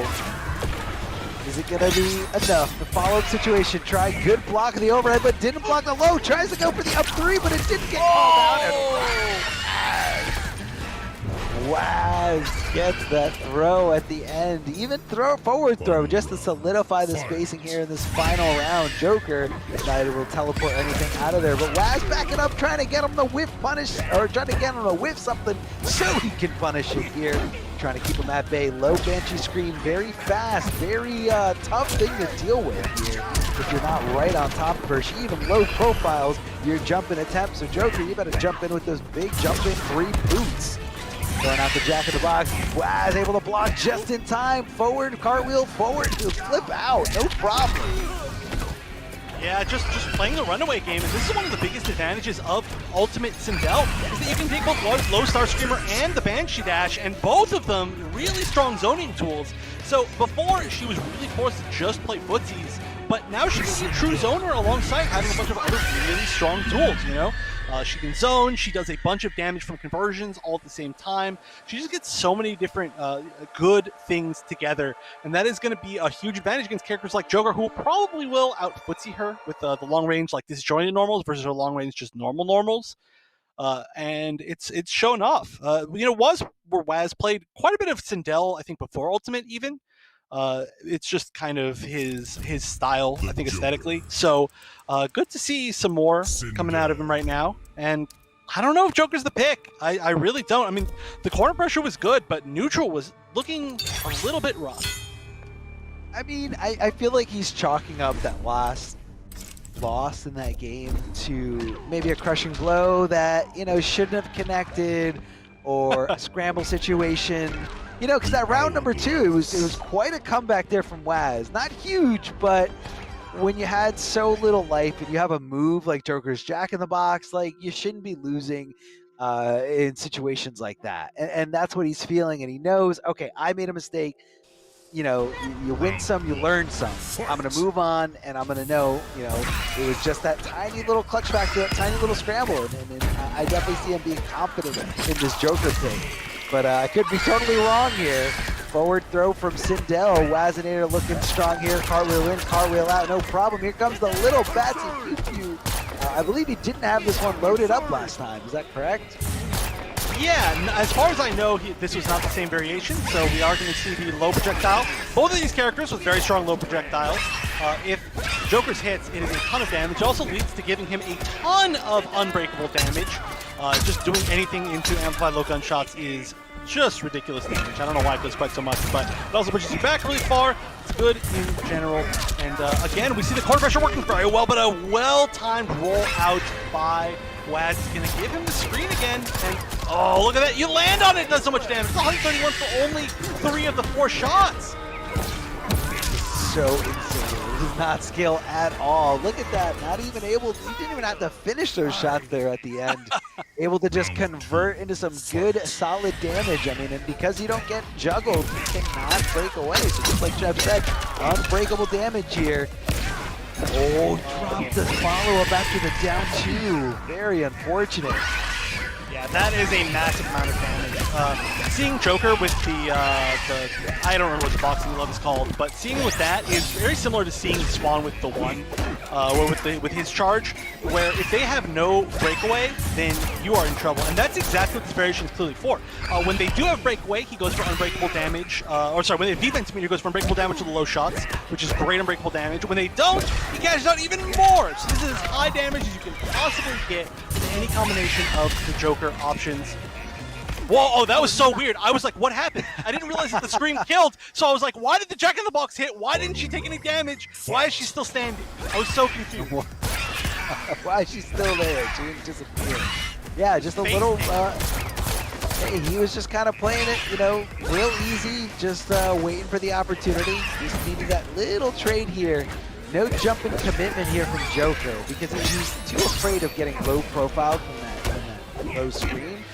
He can commit to just like a regular jump 3, but I guess he'd rather have some pressure instead. Cartwheel in, cartwheel out, no problem. Here comes Jack-in-the-Box, and then the little low shots guaranteeing some chip damage. Still pretty good, whether it gets blocked or it does get hit. Gonna cash in big time on that crushing blow. The forward 2-1-2 gonna launch up, and Sindel forced to come off those resources, first to come off that breakaway, but now look at all the breathing room she's got. Full real estate, lay of the land, if she can just back up, go for those little trades. He still has a slight life speed. Oh, and that is another way to get unbreakable damage. I honestly didn't think that was going to hit from so far away. I thought he was going to cancel it, but which would have also worked. But you know what? You don't need to if you don't need to, and this is a stylish way to win. It's a great fatal blow, and from what was a match point for tournament point for Waz, Swazzy finally put himself on the board with that this new Joker variation that's working out pretty well. The question is, will it still be Sindel? Yeah, I mean, it could be a different character just because I feel like the low gunshot from the Batsy Pew Pew is working pretty well. I mean, I think, you know, once he drops it, once it lays down on the ground, he's getting the best of a situation, especially if he amplifies it, whether he's trading with Sindel. Even when she tries to stay in the air with the float, with the Banshee Scream cancel, you know, she still gets clipped there. She can't really punish him from, you know, a certain range on the stage, or certain range, basically like mid to almost full range. You know, she's not going to have the mobility to get around it. So, you know, as soon as he sees Sindel jump or commit to an action, goes right into that Batsy Pew Pew, getting the guaranteed chip damage, or even better, maybe, you know, Sindel messing up, misstepping, Waz not blocking low, and just kind of chipping away little by little and just playing it real lame, honestly. Playing it way less aggressive here. And I think it's working out for him. It is. We are going to see the Sindel pick again with the same. Oh, that must have been a mistake. That had to have been a mistake breakaway. Still took all the damage that he would have anyway. So that is really unfortunate. Now no defensive needed for Waz, which means that the launching from the from Joker is just going to lead to so much damage. Kapow! Thank you. I'll remember one move, name, one day. That's not today. Today we're sticking at 0. Oh, and that's going to be a big KB, but too far away to get the second screen, of course. Will he land the full rest of it? He will! As long as he doesn't drop this. Yep, 417 damage, 4 freezies. Beautiful. Beautiful indeed. And man, just popping him up again. I mean, it's not like huge combo damage, but it is adding up. And it's putting Waz in a situation where, you know, okay, I'll block these two things. Look at that chip damage. That chip damage from that move is insane. It tacks up so easily, but Waz had, you know, a 60-70% life lead, so he was very comfortable. He's like, I will take this chip, no problem. He's going to run out of meter, and then he's going to have to wait for it to come back. So I think Swazzy needs to get a little bit more unpredictable with your meter management. You know, maybe amplify one and then don't amplify the second one because he thinks you're going to do it. But either way, I mean, he's still looking okay. He's still looking, he's in here. Oh, and this is a... Okay, he's going to break. Yeah, the opportunity for a breakaway read was there. Didn't go for the low gun shot, just wanted to try to get his maximum damage. But one thing that he could do more is amplify the Jack-in-the-Box from full screen, which is something that he actually did right as you were saying it, right as I wanted to say it. And that did lead to this whole corner situation, so we might see that a little bit more in the future. As he's looking pretty good to win this one. However, you never know in the corner. All right, here's the offense begins. There's no punching blow scream, which means it's going to be a lot harder to catch one counter hit and maybe get all of this damage back. Oh, lands in it again. And you know, one move that I would love to see Waz consider switching to is the hair flip. Hair flip would... Oh, no! Is that it? Is that enough? I don't know. So. I think this is close. I think this is really close. But if I think these heels are going in his eyes. Oh, he's live. One hit, low star screamer. Okay, not enough for Chip. Oh, jumps over and gets the down 4, and that is going to be enough. The forward 4 call out into the fatal blow yet again. Waz makes the absolute correct call, and this is disgusting. I haven't seen this fatality in a while. You don't need those eyes anymore. Oh my god. Oh, gross. And geez, a bunch of hair in you. Who's gonna clean all that hair out? Gross. Yeah, that's the worst part. Is like you're probably just like gagging on everything as it's just going through your entire organ, entire body. Nobody wants hair everywhere. Just kill me already. I would rather you just straight up kill me than put that much hair in like my mouth. Okay, that is just gross to me. Just please, just end it. But you know what? That's what Waz did. Waz ended the entire tournament, and that's going to be it. That means that he's won 4 times in a row, 6 more times, and he earns the right to combine the realms. So we'll see if he manages to do that. But definitely the reigning champ, not, I think, a huge surprise, but the huge surprise was the fact that he did it with mostly Cabal and Sindel today, which, just show how many characters he's got ready for once the regional finals actually comes. Swazzy putting in a lot of work, but, surprised we didn't see Johnny Cage at all in the grand finals. I would have to assume that's just not a matchup that he wants to play against Sindel, but none of the other characters seem to work super well. Joker was okay. Definitely going to have to find an answer overall for that, as so far Waz is just undefeated. Somebody's got to beat him. Yeah, and it's the character diversity that, again, really tough to pin down exactly what Waz is going to do. So, like, you're basically at like stage 1 of trying to brainstorm. How do I stop Waz? I mean, he could go for this character, he could go for that character, go for this character. Where, like, someone who plays like 1 or 2 characters, you can limit the options a little bit more and, see, how do I deal with this? How do I deal with that strength? How do I deal with this move? And you really can't do that for Waz. And he's just showing like pure dominance here in this region. And it definitely makes sense, because Waz is just a really, really good player overall. Like, he can compete in any realm, any country, any realm, any region. And right here, he's definitely, taking home the biggest chunk of points, which is what these guys are playing for. And again, this is a PlayStation 4 tournament, so we do want to shout out PlayStation 4 tournament. The Mortal Kombat 11 Pro Competition is presented by PS4 Tournaments. Check out the PS4 Tournament Open Series, which is a weekly competition for all skill levels. You guys can compete against your friends and rivals for unique rewards that you can only get through here. You can visit the PlayStation 4 Competition Center, the one destination that has Mortal Kombat content that gives you an inside look at how top players play, and you can also see tips and tricks for players of all skill levels. All you got to do is go to compete.playstation.com, sign in with your PSN ID, and that's it, man. You can see exactly what competitions are out there for you to compete in. A lot of good things out there. And again, this is all about the community. Participate in the tournaments if you can, if you're in those regions. North America, Latin America, Europe East, Europe West, the Middle East, Oceania. Get a part of the community, meet some friends, meet some rivals, learn how to level up, learn how to take your game to the next level.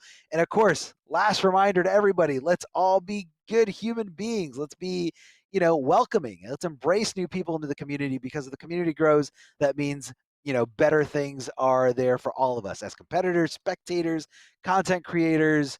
It just gets better from there. So I don't know if you have any parting words, Chef. This is the end of our broadcast. I just want to tell you I had a blast doing this, and I can't wait to commentate with you again, man. Yeah, I'm excited to be back. I was really hoping it was going to be a good day of matches, and it absolutely was. Again, the Sagat against the Wi-Fi Scorpion match is definitely the highlight of my day. But thank you to all of the competitors. Everybody showed some really, really good skill and some really good matchup knowledge, and overall, just everything was great. It's really exciting to be back in this newer era. It's not really new for everybody else, but I haven't been back since Ultimate, so I'm excited to be back, which I've said like 3 times now. Also, big thanks to the Twins who do. The Twins are the casters, the commentators for those Open Series broadcasts you were just talking about earlier, which I've been watching every week. And without them, I probably wouldn't know anything about this game anymore. So a huge shout out to them. Thanks to them, and of course, thanks to you for carrying me on my first day back. But I do hope to be back more. No, man, it's fun. I'm glad. I'm definitely glad it was you, and I'm excited to see what the Oceania region has to offer in coming weeks. All right, and I guess that's going to be it for us on today's broadcast. I hope everybody at home enjoyed, all the matches. Again, these players are superstars, really talented, really hardworking players. So, if you have the same character or you like their play style, definitely check out their Twitch. Most of them do stream, as Chef did mention before, especially Waz. Keep saying the name wrong, and he gets Me too. upset about it. But it's okay. I mean, for so many years we've been doing the wrong name. But yeah, definitely check them out. And that goes for anyone that you see on any of these broadcasts. Whoever's doing anything. Give them a follow, give them a sub, support them any way that you can. And again, just support events any way that you can, whether that's participating in them, watching in them, or just engaging, having fun, and welcoming more people to the community. So that's it for me. I'm Darth Arma. That was Wonder Chef. He was absolutely amazing, and I can't wait to see you guys next time.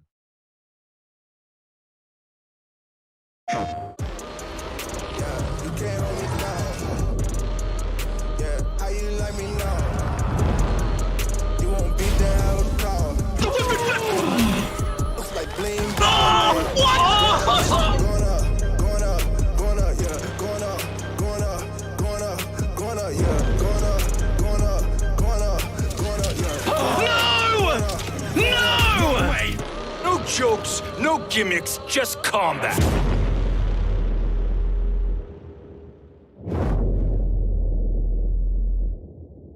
PlayStation. Looking for attention, I don't need the extra tension, cause I'm in the fourth dimension, trapeze high in suspension. Now don't bother with the haters, cause they all be imitators. Real life manipulators, get bit back up and see you later. I like me for me, I'ma be what I'ma be. I like me for me, I am who I wanna be. Na na na na, na na na na na, na na na na. Gotta prove it to myself and nobody else. Gotta prove it to myself and nobody else. I like me for me, I'ma be what I'ma be. Prove it to myself, I like nobody else. Gotta prove it to myself, I like nobody else. Gotta prove it to myself, I like nobody else. Gotta prove it to myself, I like me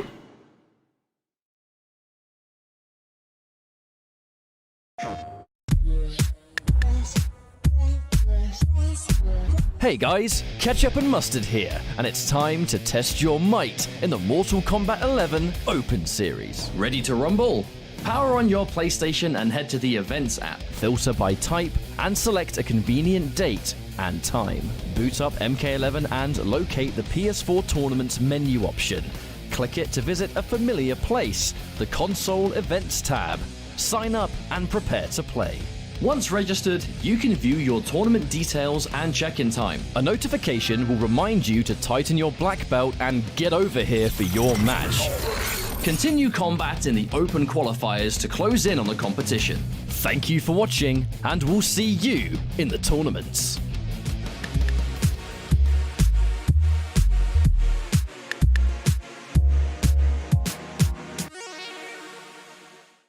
PlayStation.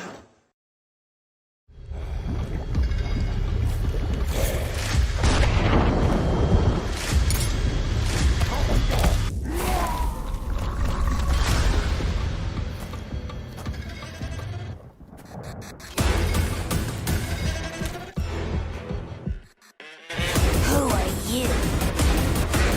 I'm your worst nightmare.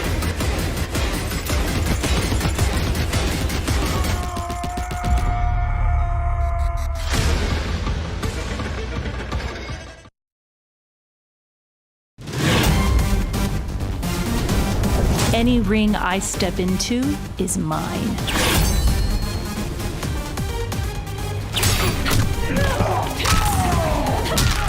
End of the line.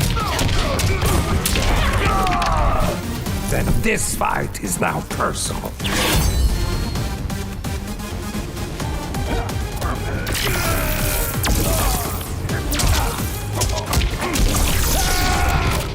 It is exhausting being so perfect.